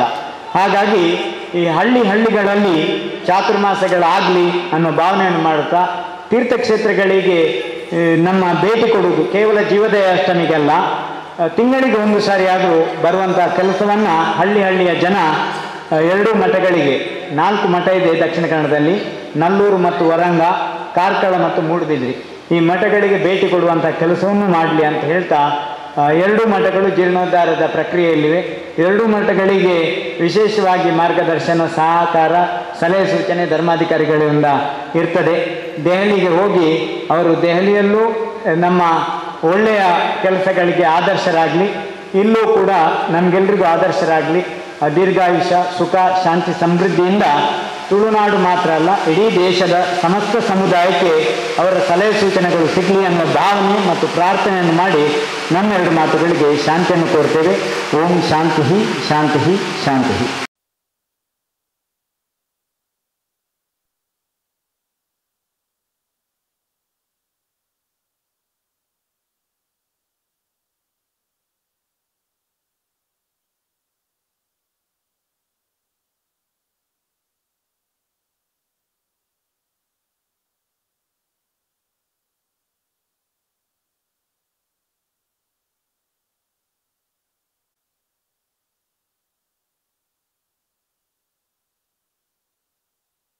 ಪರಮ ಪೂಜ್ಯ ಮುನಿಶ್ರೀ 108 ದಿವ್ಯಸಾಗರ ಮಹಾರಾಜರಿಗೆ ನಮಸ್ಸುಗಳನ್ನು ಸಮರ್ಪಿಸಿ, ಈಗಾಗಲೇ ಆಶೀರ್ವಚನಗೈದಿರುವಂಥ ಕಾರ್ಕಳ ಜೈನ ಮಠದ ಪೂಜ್ಯ ಶ್ರೀ ರಥಕೀರ್ತಿ ಭಟ್ಟಾರಕ ಸ್ವಾಮೀಜಿಯವರಿಗೆ ವಂದಿಸಿ, ಜೈನ ಮಠ ಮೂಡುಬಿದಿರೆಯ ಸ್ವಸ್ತಿ ಶ್ರೀ ಭಟ್ಟಾರಕ ಚಾರುಕೀರ್ತಿ ಪಂಡಿತಾರವರಿಯ ಸ್ವಾಮೀಜಿಯವರಿಗೆ ವಂದಿಸಿ, ಮುಖ್ಯ ಅತಿಥಿಗಳಾಗಿರ್ತಕ್ಕಂಥ ಶ್ರೀ ರಮನಾಥರಯ್ಯವರೇ ಮತ್ತು ಗ್ರಾಮ ಪಂಚಾಯತ್ ರಾಜೇಂದ್ರ ಅವರೇ, ನನ್ನ ಆತ್ಮೀಯರು ಮತ್ತು ಈ ಎಲ್ಲ ಕಾರ್ಯಕ್ರಮ ಹಿಂದೆ ಶಕ್ತಿಯಾಗಿರ್ತಕ್ಕಂಥ ಡಾಕ್ಟರ್ ರಾಜೇಂದ್ರ, ಈ ಸುಂದರವಾದ ಭವನವನ್ನು ನಮ್ಮ ಅಜ್ಜಿಬೇಟ್ ಬಸದಿಯ ಹತ್ತಿರ ನಿರ್ಮಾಣ ಮಾಡಿ ಒಂದು ದೊಡ್ಡ ಶಾಶ್ವತವಾದ ಕೊಡುಗೆಯನ್ನು ನೀವೆಲ್ಲರೂ ಸೇರಿ ಕೊಟ್ಟಿದ್ದೀರಿ.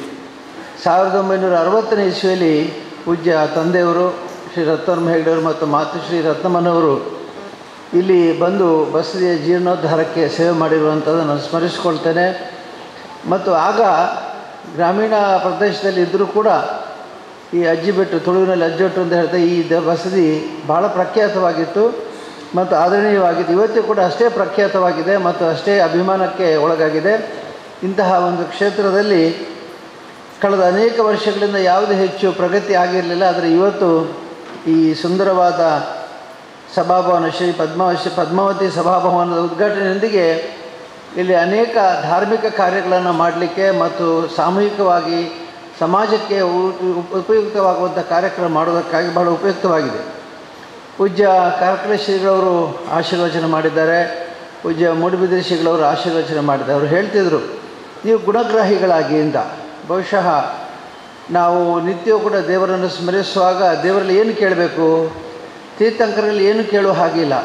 ಅವರಲ್ಲಿ ಸಂಸಾರಿಕವಾದ ಸುಖವನ್ನು ಕೇಳುವ ಹಾಗಿಲ್ಲ, ಸಂಸಾರಕ್ಕೆ ಬೇಕಾದಂಥ ಆಶಯಗಳನ್ನು ಪೂರೈಸುವಂತೆ ಕೇಳುವ ಹಾಕಿಲ್ಲ, ಸಂಪತ್ತು, ಸಂತಾನ ಅಥವಾ ನಮಗೆ ನೆಮ್ಮದಿಯನ್ನು ಕೇಳುವ ಬದಲಾಗಿ ಒಂದೇ ತದ್ಗುಣ ಲಬ್ಧಯಿ, ನಿಮ್ಮ ಗುಣಗಳೆಲ್ಲ ನನಗೆ ಬರಲಿ ಎಂದು ನಾವು ಪ್ರಾರ್ಥಿಸಬೇಕಾದ್ದು ನಮ್ಮ ಕರ್ತವ್ಯ. ಹಾಗಾಗಿ ಒಂದೇ ತದ್ಗುಣ ಲಬ್ಧಯಿ ಅನ್ನುವಂಥ ಒಂದೇ ಮಾತಿನಿಂದ ನಾವು ನಮಗೆ ಬೇರೆಲ್ಲ ಲೌಕಿಕವಾದ ಎಲ್ಲ ಕಾಮನೆಗಳು ಮತ್ತು ಲೌಕಿಕವಾಗಿ ಸಿಗತಕ್ಕಂಥ ಸುಖ ಸಂತೋಷಗಳು ತಾತ್ಕಾಲಿಕವಾಗಿರ್ಬೋದು, ಆದರೆ ಭಗವಂತನ ಗುಣಗಳನ್ನು ನಾವು ಧರಿಸಿದರೆ ಅದು ಶಾಶ್ವತವಾದ ಸುಖವನ್ನು ಕೊಡ್ತದೆ ಅನ್ನುವಂಥ ಮಾತಿನಂತೆ ನಾವೆಲ್ಲರೂ ಕೂಡ ನಿತ್ಯವೂ ಕೂಡ ಇದನ್ನು ಆಶಿಸ್ತೇವೆ.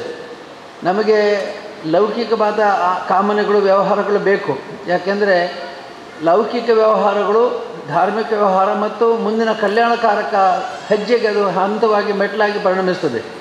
ಲೌಕಿಕವಾಗಿ ಮಂದಿರ ಬೇಕು, ಮಂದಿರ ಇದ್ದರೆ ಸಾಲದು, ಮಂದಿರ ಸುಂದರವಾಗಿಯೇ ಇರಬೇಕು.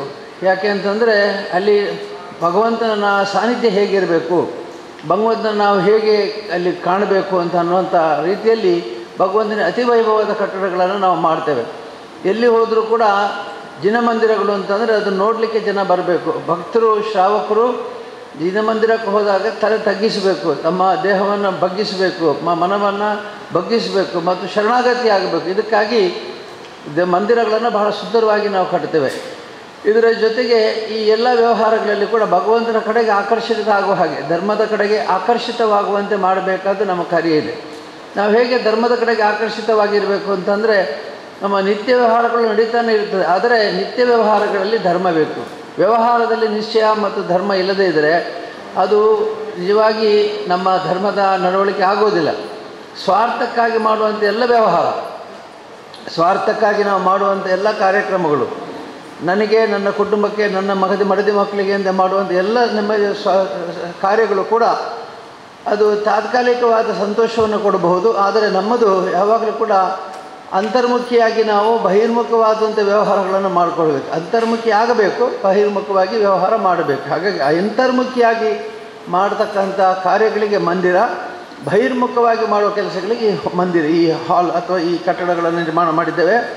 ಇಲ್ಲಿ ಅನೇಕ ಬಹಿರ್ಮುಖವಾದ ಕಾರ್ಯಕ್ರಮಗಳು, ಅಂದರೆ ನಮ್ಮ ವ್ಯಕ್ತಿತ್ವವನ್ನು ಬದಲಾಯಿಸಿಕೊಳ್ಳೋದಕ್ಕೆ, ನಮ್ಮ ಮುಂದಿನ ಮಕ್ಕಳಿಗೆ, ಮುಂದಿನ ಪೀಳಿಗೆಗೆ ಧರ್ಮ ಅನುಷ್ಠಾನ ಮಾಡಲಿಕ್ಕೆ ಬೇಕಾದಂಥ ಮಾರ್ಗದರ್ಶನ ಕೊಡಬೇಕಾದ ನಮ್ಮ ಕರ್ತವ್ಯ ಇದೆ.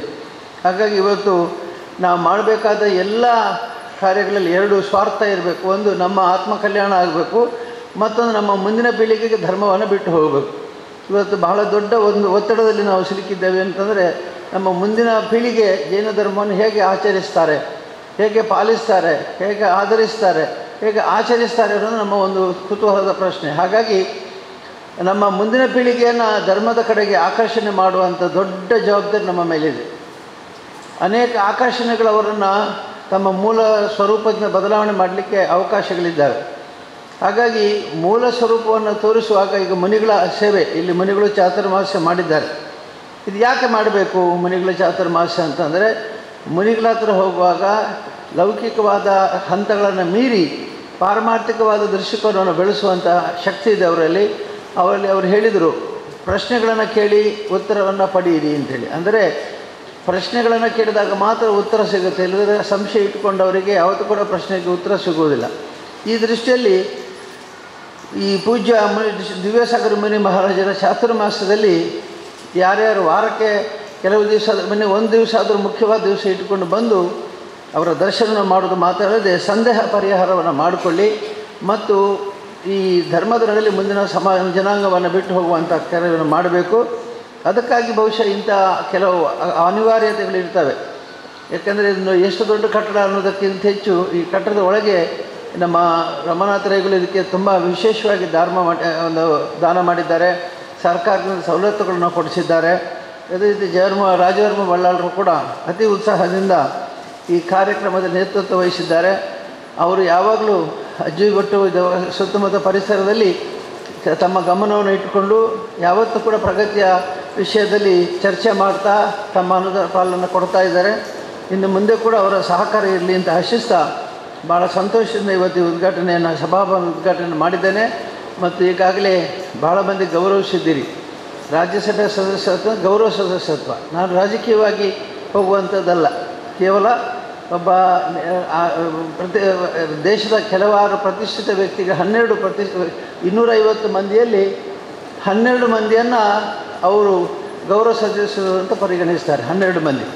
ಈ 12 ಮಂದಿ ರಾಜಕೀಯಕ್ಕೆ ಹೊಂದಿಕೊಂಡವರು ಆಗಬೇಕಾದ್ದೇನಿಲ್ಲ, ಆಗಿರಬೇಕಾದ ನಮ್ಮಲ್ಲಿ ಕೆಲವರನ್ನು ರಾಜಕೀಯವಾಗಿ ಪಕ್ಷಕ್ಕಾಗಿ ದುಡಿದವರನ್ನು ಕೂಡ ಒಂದು ಸೀಟ್ ಕೊಡ್ತಾರೆ. ಆದರೆ ನಮ್ಮಂಥ ಅನೇಕ ವ್ಯಕ್ತಿಗಳಿಗೆ, ಕಲಾವಿದರಿಗೆ, ಸಾಹಿತಿಗಳಿಗೆ, ಆಟೋಟದಲ್ಲಿರುವವರಿಗೆ, ಸಮಾಜ ಸೇವೆ ಮಾಡೋರಿಗೆ ಗೌರವ ಸ್ಥಾನವನ್ನು ಕೊಟ್ಟು ನಮ್ಮಲ್ಲಿ ಸೇರಿಸ್ಕೊಳ್ತಾರೆ. ಹಾಗಾಗಿ ನಾನು ಯಾವ ರಾಜಕೀಯದಲ್ಲಿ ಇರೋದಿಲ್ಲ, ಬದಲಾಗಿ ನಮ್ಮ ಗ್ರಾಮೀಣಾಭಿವೃದ್ಧಿ ಯೋಜನೆ, ಸ್ವ ಉದ್ಯೋಗ ತರಬೇತಿ ಕೇಂದ್ರ ಮುಂತಾದ ಅನೇಕ ಸಮಾಜ ಸೇವೆಯನ್ನು ಗುರುತಿಸಿಕೊಟ್ಟಂಥ ಈ ಸ್ಥಾನಕ್ಕೆ ಮೋದಿಜಿಯವರಿಗೆ ಗೌರವ ಸಲ್ಲಿಸ್ತಾ, ಸರ್ಕಾರಗಳು ಸಲ್ಲಿಸುತ್ತಾ, ಇನ್ನು ಮುಂದಿನ ದಿನಗಳಲ್ಲಿ ನಮ್ಮ ಕರ್ನಾಟಕದಲ್ಲಿ ಮಾಡಿದ ಪ್ರಯೋಗಗಳನ್ನು ಬೇರೆ ರಾಜ್ಯಗಳಲ್ಲಿ ಕೂಡ ಅಥವಾ ಬೇರೆ ದೇಶದ ಇತರ ಮೂಲೆಗಳಲ್ಲಿ ಕೂಡ ಸಂದೇಶದ ರೂಪವಾಗಿ ಕೊಡಲಿಕ್ಕೆ ಬಯಸ್ತೇನೆ ಅಂತ ಹೇಳ್ತಾ, ನಮ್ಮ ಗ್ರಾಮೀಣಾಭಿವೃದ್ಧಿ ಯೋಜನೆಯ ಕಾರ್ಯಕರ್ತರು ಉತ್ತಮ ಸೇವೆಯನ್ನು ಮಾಡಿ ಇವತ್ತು ನಾವು ಜಿಲ್ಲೆಗೆ ಹೋದರೂ ಕೂಡ ನಿಮ್ಮ ಯೋಜನೆಯಿಂದ ನಮಗೆ ಉಪಕೃತರಾಗಿದ್ದೇವೆ ಅನ್ನೋ ಮಾತನ್ನೇ ಹೇಳ್ತಾರೆ. ಹಾಗಾಗಿ ಈಗ ಮತ್ತೊಮ್ಮೆ ನಮ್ಮ ಕಾರ್ಯಕರ್ತರ ಆದರ್ಶ ಬೇರೆ ರಾಜ್ಯಗಳಿಗೆ ಹೋಗಲಿ, ಬೇರೆ ಜಿಲ್ಲೆಗಳಿಗೆ ಹೋಗಲಿ ಅಂತ ಆಶಿಸ್ತಾ, ಮತ್ತೊಮ್ಮೆ ಪೂಜ್ಯ ಮುನಿಗಳ ಸಾನ್ನಿಧ್ಯದಲ್ಲಿ, ಪೂಜ್ಯ ಭಟ್ಟಾರಕರ ಸಾನ್ನಿಧ್ಯದಲ್ಲಿ ಇವತ್ತು ಈ ಕಟ್ಟಡದ ಉದ್ಘಾಟನೆ ಭಾಳ ಸಂತೋಷದಿಂದ ಮಾಡಿದ್ದೇನೆ. ಮುಂದೆ ಕೂಡ ಈ ಕಟ್ಟಡ ಶಾಶ್ವತವಾಗಿ ಸಮಾಜ ಸೇವೆ, ಧರ್ಮದ ಸೇವೆ ಮತ್ತು ಸಾಮಾಜಿಕ ಮುಖಿಗಳಾಗಿರುವಂಥ ನಮ್ಮನ್ನು ಧರ್ಮಮುಖಿಗಳಾಗಿ ಮಾಡುವಂತೆ ಮಾಡಲಿ ಅಂತೇಳಿ ಹಾರೈಸಿ ಎಲ್ಲರಿಗೂ ಶುಭ ಹಾರೈಸಿ. ಪದ್ಮಾವತಿ ಅಮ್ಮನವರ ಹೆಸರಿನಲ್ಲಿ ನಿರ್ಮಾಣಗೊಂಡಿರ್ತಕ್ಕಂಥ ಈ ಸಭಾಭವನದ ಉದ್ಘಾಟನೆಯ ಈ ಸಮಾರಂಭದಲ್ಲಿ ನಮಗೆಲ್ಲರಿಗೂ ಆಶೀರ್ವಚನ ನೀಡಲಿಕ್ಕೆ ಬಂದಿರತಕ್ಕಂಥ ಮುಖ್ಯವಾಗಿ ಚಾತುರ್ಮಾಸ ಕೈಗೊಳ್ಳುವಂಥ ದಿವ್ಯಸಾಗರ ಮುನಿ ಮಹಾರಾಜರವರ ಪಾದಗಳಿಗೆ ಸಾಷ್ಟಾಂಗ ನಮನವನ್ನು ಮಾಡ್ತಾ, ವೇದಿಕೆಯಲ್ಲಿರ್ತಕ್ಕಂಥ ಕಾರ್ಕಳದ ಜೈನ ಮಠದ ಮಹಾಸ್ವಾಮಿಯವರ ಪಾದಕ್ಕೆ ವಂದಿಸುತ್ತಾ, ಮುಡಿಬಿದ್ರಿ ಜೈನ ಮಠದ ಮಠಾಧೀಶರನ್ನ ಆತ್ಮೀಯರಾದಂಥ ಸ್ವಾಮೀಜಿಯವರಿಗೆ ಸಾಷ್ಟಾಂಗ ನಮನವನ್ನು ಮಾಡ್ತಾ, ಸ್ನೇಹಿತರು ಮಿತ್ರರಾದ ರಾಜವರ್ಮ ನಮ್ಮ ಪರಮ ಪೂಜ್ಯರಾದಂಥ ರಾಜಶ್ರೀ ಪದ್ಮವಿಭೂಷಣ ಕಾವಂದರ ಪಾದಕ್ಕೆ ಸಾಷ್ಟಾಂಗ ನಮನವನ್ನು ಮಾಡ್ತಾ, ಆತ್ಮೀಯರಾದಂಥ ರಾಜವರ್ಮ ಬಲ್ಲಾಳ್ರೆ, ಗ್ರಾಮ ಪಂಚಾಯತ್ ಅಧ್ಯಕ್ಷರಾದಂಥ ಭಾರತಿ ರಾಜೇಂದ್ರರವರೇ, ಕಟ್ಟೆಮನೆ ತನದ ಮುಖ್ಯಸ್ಥರಾದಂಥ ವಿಜಯಕುಮಾರ್ ಅವರೇ, ಮತ್ತು ಈ ಒಂದು ಸಭಾಭವನ ನಿರ್ಮಾಣ ಮಾಡುವಲ್ಲಿ ಅತ್ಯಂತ ಶ್ರಮವಹಿಸಿದಂಥ, ಅದರಲ್ಲೂ ಮುಖ್ಯವಾಗಿ ಅರುಣ್ ಕುಮಾರ್ ಇಂದರನ್ನು ನಾನು ನೆನಪು ಮಾಡ್ತಾ, ಇಲ್ಲಿ ಬಂದಿರತಕ್ಕಂಥ ಎಲ್ಲ ಆದ್ಯ ಗಣ್ಯ ಮಾನ್ಯರುಗಳೇ, ಪತ್ರಿಕಾ ಮಾಧ್ಯಮದ ಸ್ನೇಹಿತರೆ, ಅಜ್ಜಿಬೆಟ್ಟು ಬಸದಿ ಅಂತ ಹೇಳಿದರೆ ವಿಶೇಷ ಮಾನ್ಯತೆ ಇರತಕ್ಕಂಥ ಒಂದು ಬಸದಿ ಅಂತ ನಾನು ತಿಳ್ಕೊಂಡಿದ್ದೇನೆ. ಒಂದು ದೊಡ್ಡ ಕಟಾಕ್ಷವನ್ನು ಹೊಂದಿರತಕ್ಕಂಥ ಪದ್ಮಾವತಿ ಅಮ್ಮನವರ ನಂಬಿಕೆ ಉಳ್ಳವರು ಜೈನ ಧರ್ಮೀಯರಿಗಿಂತಲೂ ಹೆಚ್ಚಿಗೆ ಈ ಊರಿನಲ್ಲಿ ಇತರ ಧರ್ಮೀಯರಿದ್ದಾರೆ. ನನಗೆ ಈ ಸಂದರ್ಭದಲ್ಲಿ ಒಂದು ವಿಷಯ ನೆನಪಾಗುತ್ತೆ. ಕೆಲ್ಲೆಯವರು ನನಗೆ ಪ್ರತಿ ಸಾರಿ ಎಲೆಕ್ಷನ್ ಸಂದರ್ಭದಲ್ಲಿ ಇಲ್ಲಿ ಪೂಜೆ ಕಟ್ಟಿಸ್ತಾರೆ. ಅವ್ರು ಹೇಳ್ತಾಯಿದ್ರು, ಈ ದೇವಿಯ ಶಕ್ತಿ ಭಾಳ ದೊಡ್ಡದು, ಈ ಶಕ್ತಿ ನಿಮಗೆ ರಕ್ಷಣೆ ಇರಲಿ ಅಂತ ಒಂದು ಮಾತನ್ನು ಹೇಳ್ತಿದ್ರು. ಬಹುಶಃ ಅವ್ರು ನಮ್ಮ ಜೊತೆ ಇಲ್ಲ ಅವ್ರು ನಾನು ಇವತ್ತು ಈ ಸಂದರ್ಭದಲ್ಲಿ ಅವರು ನಮ್ಮನ್ನು ಅಗಲಿದ್ದಾರೆ, ಅವರ ನೆನಪನ್ನು ಮಾಡೋದು ನನ್ನ ಧರ್ಮ ಅಂತ ನಾನು ಈ ಮಾತನ್ನು ಈ ವೇದಿಕೆ ಮೂಲಕ ಹೇಳಲಿಕ್ಕೆ ನಾನು ಇಷ್ಟಪಡ್ತಾ ಇದ್ದೇನೆ. ಅಹಿಂಸೋ ಪರಮೋ ಧರ್ಮ. ಬಹುಶಃ ನಾವು ವರ್ತಮಾನ ದಿನಗಳಲ್ಲಿ ದೇಶದ ಉದ್ದಗಲದಲ್ಲಿ ಮನುಷ್ಯನ ಮಧ್ಯೆ ಅಪನಂಬಿಕೆಗಳು, ಅವಿಶ್ವಾಸಗಳನ್ನು ಸೃಷ್ಟಿಯಾಗ್ತಕ್ಕಂಥ ಈ ಕಾಲಘಟ್ಟದಲ್ಲಿ, ಅಂದಿನ ಕಾಲದಲ್ಲಿ ಜೈನ ಧರ್ಮ ಸ್ಥಾಪನೆ ಮಾಡಿದಂತಹ ಸಂದರ್ಭದ ದಿನಗಳು, ಬಹುಶಃ ಅಹಿಂಸಾ ಪರಮೋಧರ್ಮ ಅನ್ನುವಂಥದ್ದು ಈಗ ವರ್ತಮಾನ ದಿವಸಕ್ಕೆ ಭಾಳ ಅಗತ್ಯವಾಗಿ ಬೇಕಾಗಿದ್ದಂಥ ವಿಷಯ ಅಂತ ನಾನು ಈ ಸಂದರ್ಭದಲ್ಲಿ ಹೇಳಲಿಕ್ಕೆ ಇಷ್ಟಪಡ್ತಾ ಇದ್ದೀನಿ. ದಯೆ ಇಲ್ಲದ ಧರ್ಮ ಯಾವುದಯ್ಯ? ದಯೆಯೇ ಧರ್ಮದ ಮೂಲವಯ್ಯ. ದಯೆಯೇ ಸಕಲ ಜೀವರಾಶಿಗಳಲ್ಲಿ ದಯೆ ಧರ್ಮದ ಮೂಲವಯ್ಯ. ಜೈನ ಧರ್ಮ ಕೇವಲ ಮನುಷ್ಯರಿಗೆ ಮಾತ್ರ ದಯೆಯನ್ನು ತೋರಿಸಿದಲ್ಲ, ಸಕಲ ಜೀವರಾಶಿಗಳಲ್ಲಿ ದಯೆಯನ್ನು ತೋರಿಸಿದಂಥ ಒಂದು ಧರ್ಮ ಇದ್ದರೆ ಅದು ಪವಿತ್ರವಾದಂಥ ಜೈನ ಧರ್ಮದ ಒಂದು ನಿಯಮಗಳು ಅಂತ ನಾನು ಈ ಸಂದರ್ಭದಲ್ಲಿ ಹೇಳಲಿಕ್ಕೆ ಇಷ್ಟಪಡ್ತಾ ಇದ್ದೀನಿ. ಬಹುಶಃ ವೇದಿಕೆಯಲ್ಲಿರ್ತಕ್ಕಂಥ ಸ್ವಾಮೀಜಿಯವರು ಭಾಳಷ್ಟು ವಿಸ್ತಾರವಾಗಿ ಮಾತಾಡಿದ್ದಾರೆ. ನಾನು ಹೆಚ್ಚಿಗೆ ಮಾತಾಡಲಿಕ್ಕೆ ಹೋಗೋದಿಲ್ಲ. ಇಲ್ಲಿಯ ಜನರಿಗೆ ಬಹುಶಃ ದೊಡ್ಡ ಸಂಖ್ಯೆಯಲ್ಲಿ ಇಲ್ಲಿ ಜೈನರ ಮನೆಗಳು ಇಲ್ಲ, ಆದರೂ ಕೂಡ ಅವರೊಂದು ಆಸೆ ಇತ್ತು ಇಲ್ಲಿ ಒಂದು ಸಭಾಭವನ ಆಗಬೇಕು ಅಂತೇಳಿ. ಅದಕ್ಕೆ ಭಾಳ ಶ್ರಮಪಟ್ಟಿದ್ದಾರೆ. ಶ್ರಮಪಟ್ಟು ಬಹುಶಃ ಅತ್ಯುತ್ತಮವಾದ ಸುಂದರವಾದಂಥ ಒಂದು ಸಭಾಭವನ ನಿರ್ಮಾಣವಾಗಿದೆ. ನಮ್ಮ ಪರಮ ಪೂಜ್ಯರಾದಂಥ ಕಾವಂದರ ಪವಿತ್ರ ಹಸ್ತದಿಂದ ಈ ಒಂದು ಸಭಾಭವನ ಲೋಕಾರ್ಪಣೆಗೊಂಡಿದೆ. ಇದಕ್ಕೆ ಭಾಳಷ್ಟು ಮಂದಿ ಶ್ರಮಿಸಿದ್ದಾರೆ. ಅವರ ಶ್ರಮವನ್ನು ಕೂಡ ನಾವೆಲ್ಲ ಗೌರವದಿಂದ ಗೌರವಿಸುತ್ತಾ, ನನ್ನ ಮತ್ತು ಅಜ್ಜಿಬೆಟ್ಟಿನ ಬಸ್ತಿಗಿರುವ ಸಂಬಂಧ ಭಾಳಷ್ಟು ವರ್ಷಗಳ ಸಂಬಂಧ ಬಲ್ಲಾಲ್ರಿಗೆ ಗೊತ್ತಿದೆ. ನಾನು ಇದು ಎಷ್ಟೋ ಸಾರಿ ಇಲ್ಲಿ ಬಂದಿರ್ಬೋದು, ಅನೇಕ ಸಾರಿ ಅನೇಕ ಕಾರ್ಯಕ್ರಮಗಳಲ್ಲಿ ಬಂದಿರ್ಬೋದು. ನಾನು ಕೂಡ ಈ ಸನ್ನಿಧಿಯಲ್ಲಿ ಪೂಜೆ ಕಟ್ಟಿರ್ಬೋದು.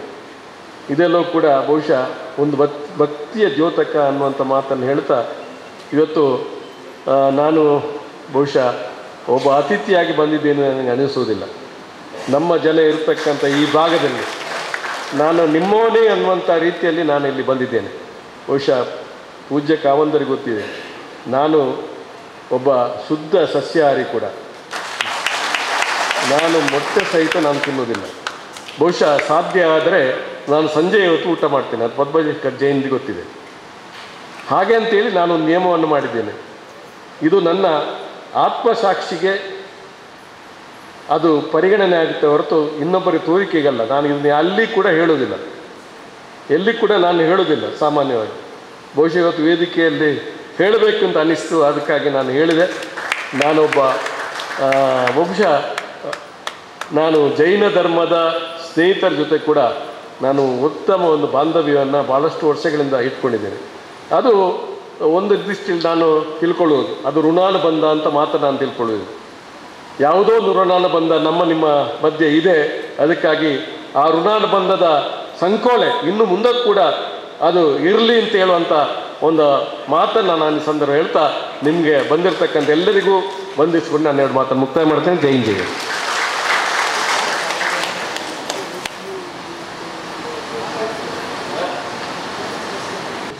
अनंतानंद से परमेष्ठी भगवान की, मूल नायक आदिनाथ भगवान की, शांतिनाथ भगवान की, पार्श्वनाथ भगवान की, शासन नायक महावीर भगवान की, गोमटेश्वर बाहुबली भगवान की, 24 तीर्थंकर भगवंतों की, आचार्य श्री कुंद कुंद गुरुदेव की, आचार्य गुरुदेव श्री देवानंद जी महाराज की, मम गुरुदेव श्री जयकृत जी महाराज की, समस्त आचार्यों की, 3.9 करोड़ महाराजों की, द्वादशांग जनवानी माता की, जैन धर्म की।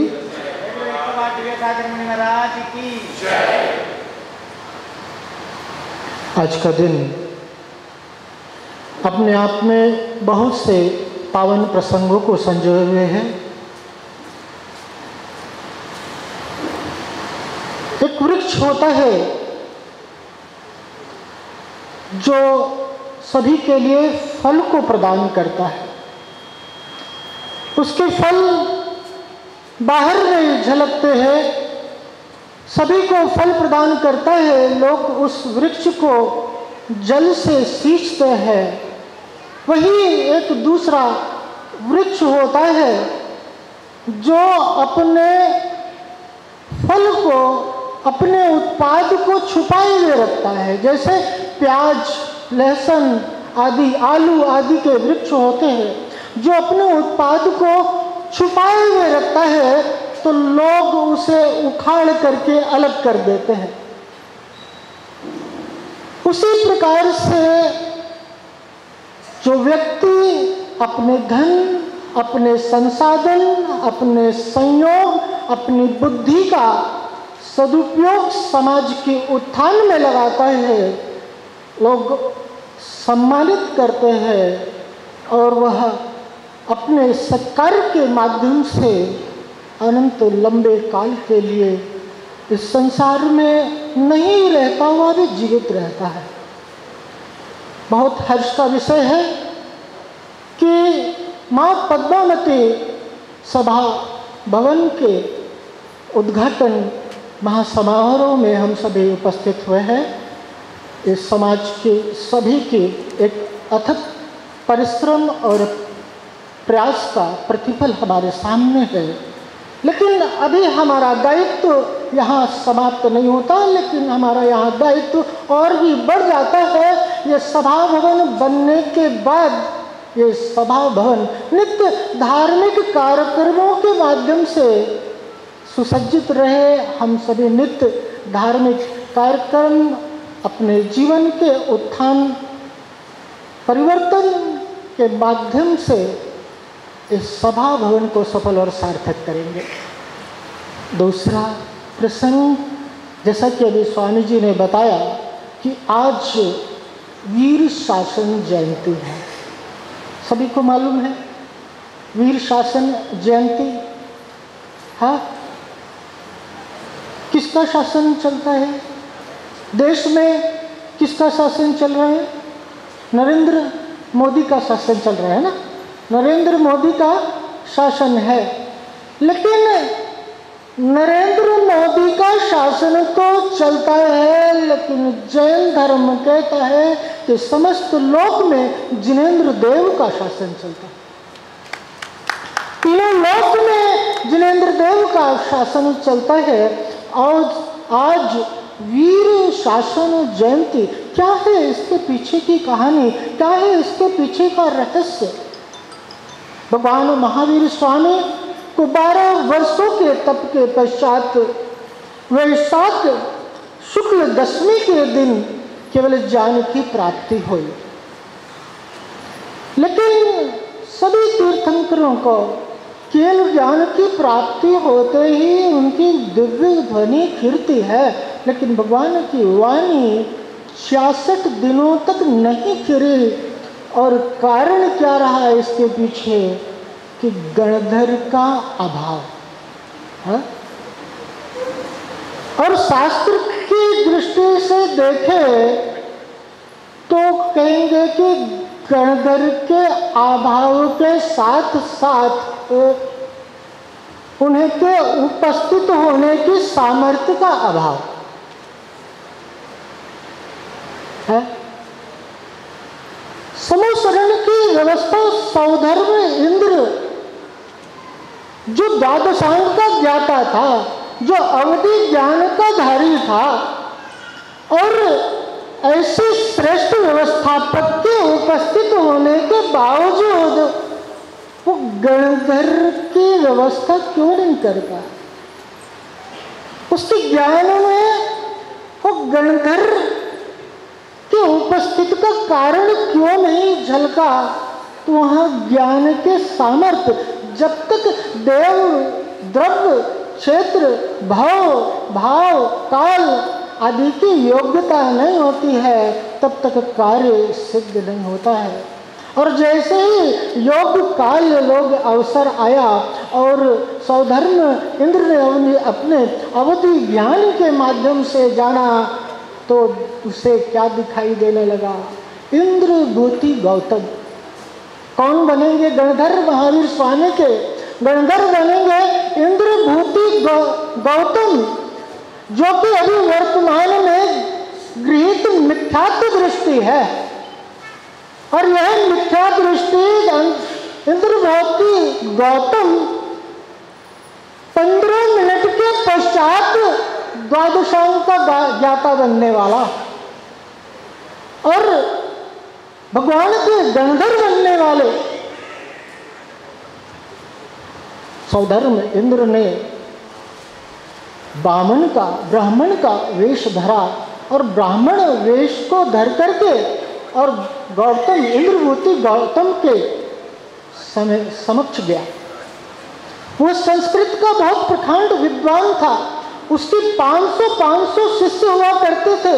अपने गर्व, अपने अभिमान में चूर इस बात को वह सौधर्म इंद्र जानता था, इसीलिए वह उसके अनुकूल ब्राह्मण का वेश धारण करके गया और जाकर के उससे प्रश्न किया कि मैं आपका शिष्य बनना चाहता हूँ, मेरे अंदर एक शंका है, मेरे गुरु मौन है, लेकिन उनके इस प्रश्न का हल मुझे चाहिए और इस प्रश्न के हल की अपेक्षा मुझे आपसे है। इंद्रभूति जो कि एक बहुत बड़ा विद्वान था, बोलता है बोल, ऐसा कौन सा प्रश्न है जिसका मैं जवाब नहीं दे सकता। सौधर्म इंद्र क्या कहता है कि संस्कृत के उस पद के वहाँ उसका उल्लेख करता है, त्रैकाल्यम द्रव षटकम 9 पद सहितम जीव षटकाय लेशा 95 शास्त्री काया व्रत समिति गति ज्ञान चारित्र भेदा इत्येतन मोक्ष मूलम त्रिभुवन महतेर प्रभोक्त महद्विषय प्रत्येक शब्दातीत स्थिति चौमति मान से वह शुद्ध दृष्टि। श्लोक को सुन करके 95 शास्त्री काया, व्रत समिति गति ज्ञान चारित्र भेदा, षट द्रव्य, षट लेशा, ये सारे शब्द तो उसे समझ में आ रहे थे कि द्रव्य 6 होते हैं, 6 लेशाएं होती हैं, ये सारे 3 काल में ये सारी चीजें उसके लिए समझ में आती है। तो सुन करके उसे समझ में आ रही थी, चाहता तो उस बात का वो जवाब दे सकता था कि द्रव्य 6 होते हैं, लेशाएं 6 होती है, लेकिन उसके मन में ये बात आया कि कहीं ये पूछ लिया कि वो 6 द्रव्य कौन से होते हैं तो मैं क्या बताऊं।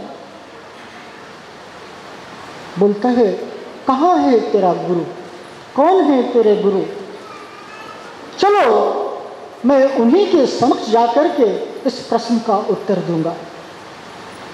और चाहते भी क्या थे कि भगवान के सामने, भगवान के समक्ष इंद्रभूति गौतम के उपस्थित होने का वो अवसर आ गया। इंद्रभूति गौतम अपने 500 शिष्यों के साथ भगवान महावीर स्वामी के सबल शरण में प्रवेश करते ही उनकी दृष्टि उस समूह शरण जो 12 सभाओं से सुसज्जित थी उसे देख करके हतप्रभ रह गई कि मैं कहाँ आ गया, मैं कहाँ आ गया, ये कौन से स्थान पर आ गया। और जैसे ही मानस्तंभ को देखा, समूह शरण के द्वार पर, प्रत्येक द्वार पर मानस्तंभ होते हैं और मानस्तंभ को देखते ही उसका समस्त मान गलित हो गया, उसका समस्त मान गलित हो गया और इंद्रभूति गौतम ने अपना मान वहीं पर धर दिया। साथ ही उसके भाई अग्निभूति एवं वायुभूति ने भी अपना सारा मान वहाँ पर धर दिया और उनके 500 शिष्यों ने भी अपना मान वहाँ पर धर दिया। इस प्रकार से इन सभी मान को वहाँ धर देने के कारण वहाँ पर मानो मानस्तंभ बन गया हो।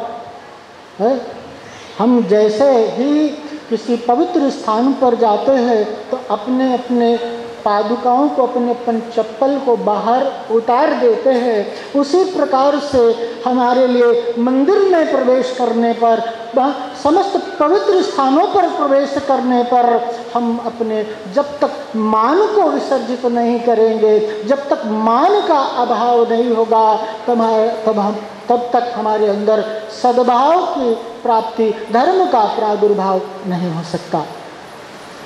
भगवान महावीर स्वामी के दर्शन करते ही और जैसे ही भगवान महावीर स्वामी को देखा, दर्शन किया,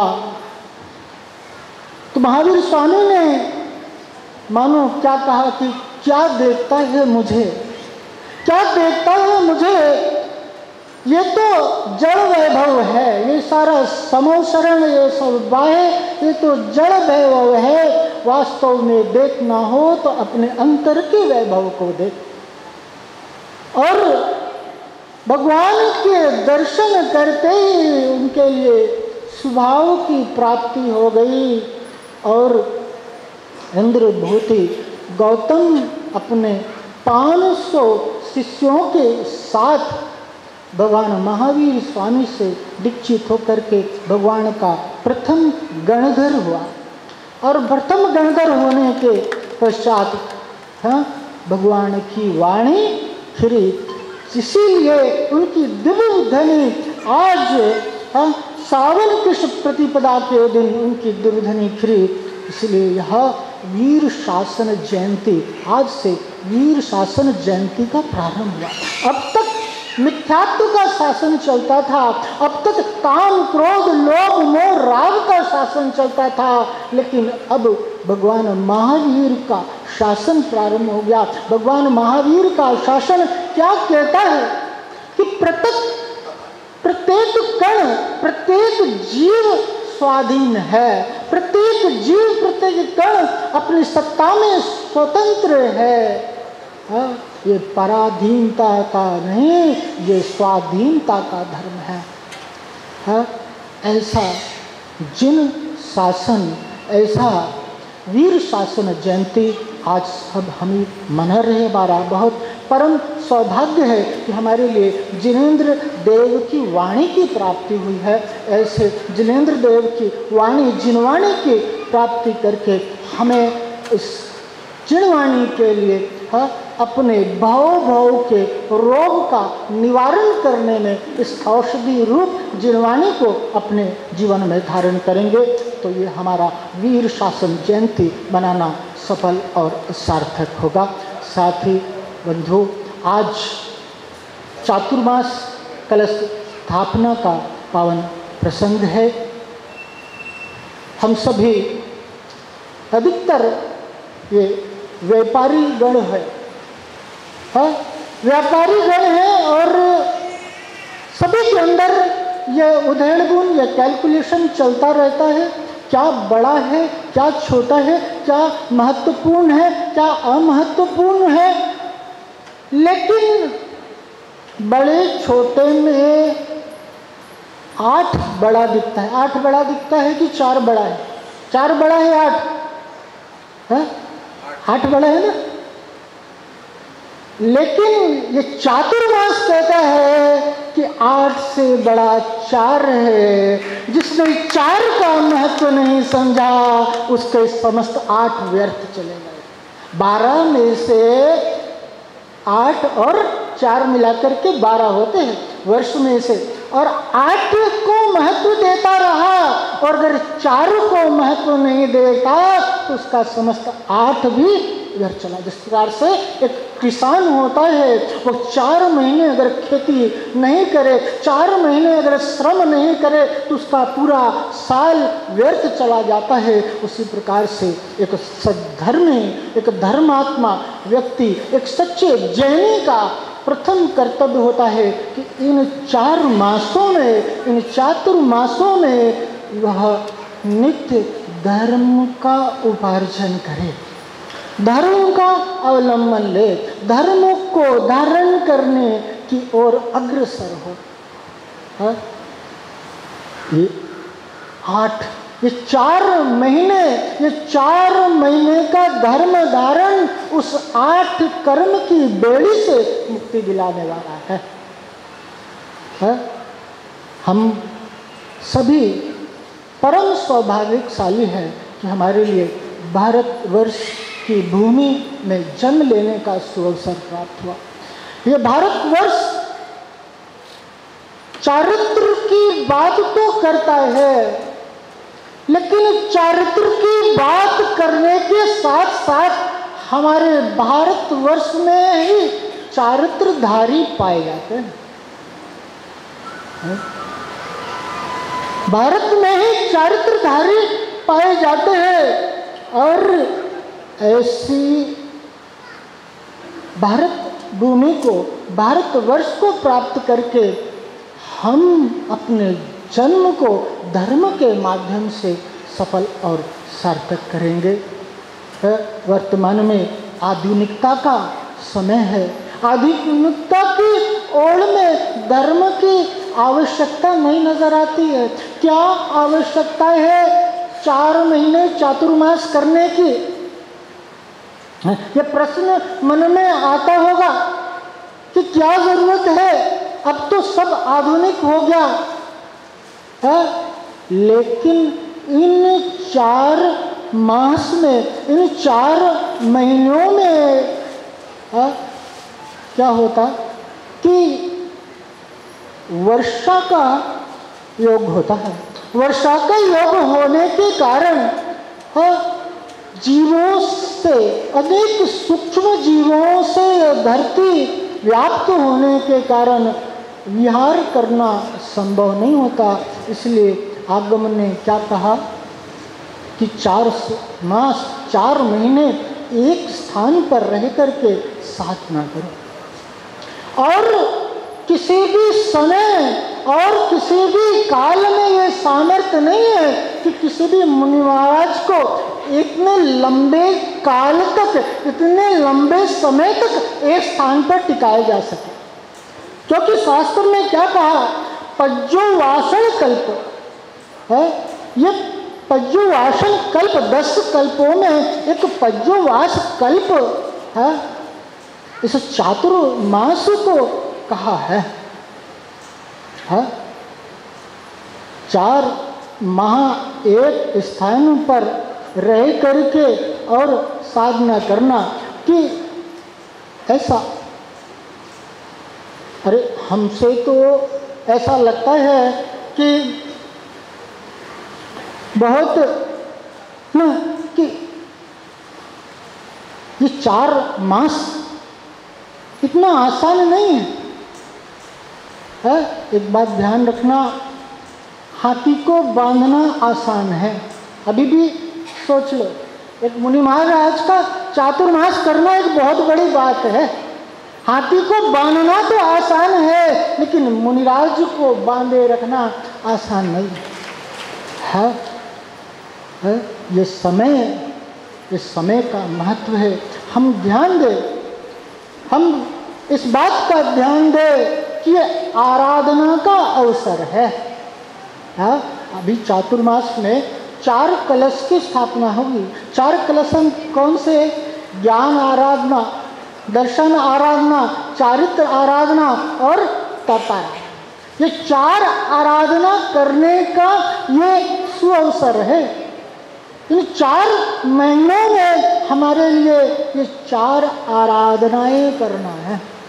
लेकिन ये ध्यान देना कि आराधना के स्थान पर विराधना न हो जाए, आराधना के स्थान पर असाधना न हो जाए।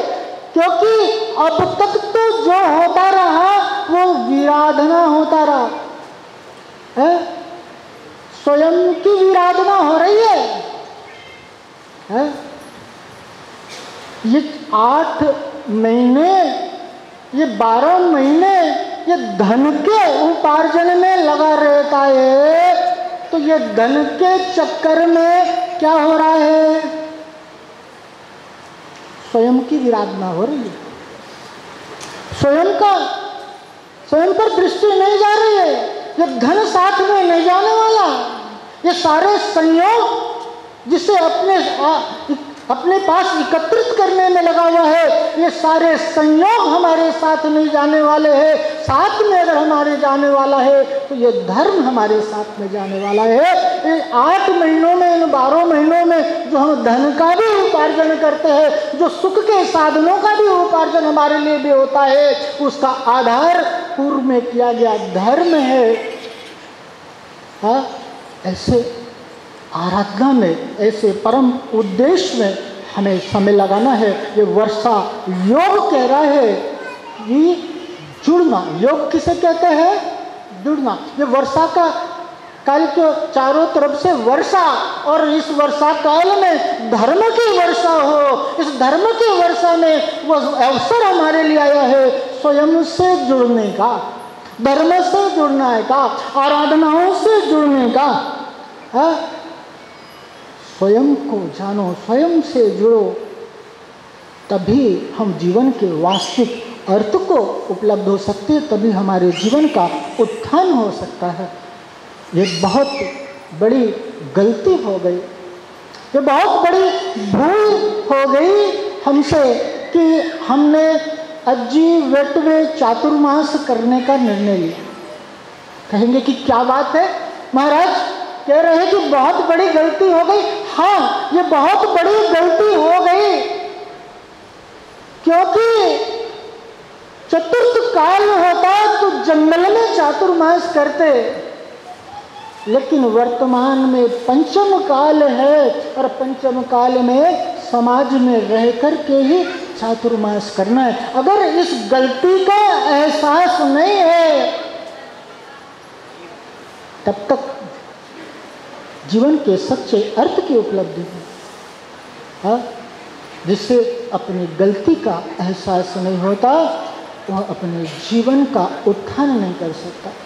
हाँ, तो ये कलश आरोहण का, कलश स्थापन का मंगल अवसर आया है। ये मंगल द्रव्य है, ये गौण द्रव्य मंगल है। ये चातुर्मास कलश की स्थापना जो थोड़ी समय पश्चात हम सभी करने वाले हैं, वो कलश कोई साधारण कलश नहीं, ये कलश कोई है साधारण सा कलश नहीं है, वो गौण मंगल द्रव्य है और साक्षात अरहंत भगवान का प्रतीक है। जिस प्रकार से एक कलश जो मंगल द्रव्यों से भरा रहता, अभी थोड़ी देर बाद हम उस कलश को, उन कलशों को मंगल द्रव्यों से भरेंगे, और अरहंत भगवान जिस प्रकार से केवल ज्ञान से लबालब भरे रहते हैं, उसी प्रकार से साक्षात अरहंत भगवान का प्रतीक वह मंगल कलश जो हम सभी स्थापना करने वाले हैं। लेकिन स्थापना करने से पहले मुझे, मेरे लिए आप सभी से एक प्रश्न है कि क्या आप सभी की इस चातुर्मास के लिए स्वीकृति है? पूरे अज्जीवेट समाज से मैं पूछना चाहता हूँ, समस्त उपस्थित जनों से जो आए हुए हैं, क्या सभी की चातुर्मास से स्वीकृति है? कौन कौन चाहता है कि चातुर्मास नहीं हो? खासकर से मेरा महिलाओं से, माता बहनों से ये प्रश्न है, क्या आप सभी चाहते हैं ये चातुर्मास हो?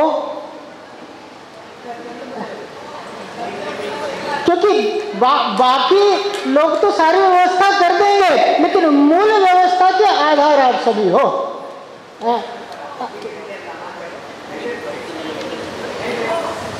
स्वीकृति बहुत अच्छी बात है।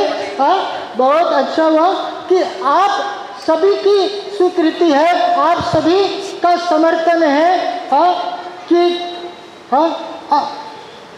अभी समय आ गया, अभी वक्त आ गया कि हम चातुर्मास करने की यहाँ पर घोषणा करते हैं कि मैं यहाँ पर अज्जीवेट में चातुर्मास होगा। लेकिन अब हमारे लिए करना क्या है?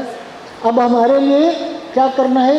इन 4 महीनों में ये नहीं कि महाराज का आहार हो गया, महाराज की चर्या हो गई और हो गया चातुर्मास। क्या चातुर्मास का इतना ही अर्थ है?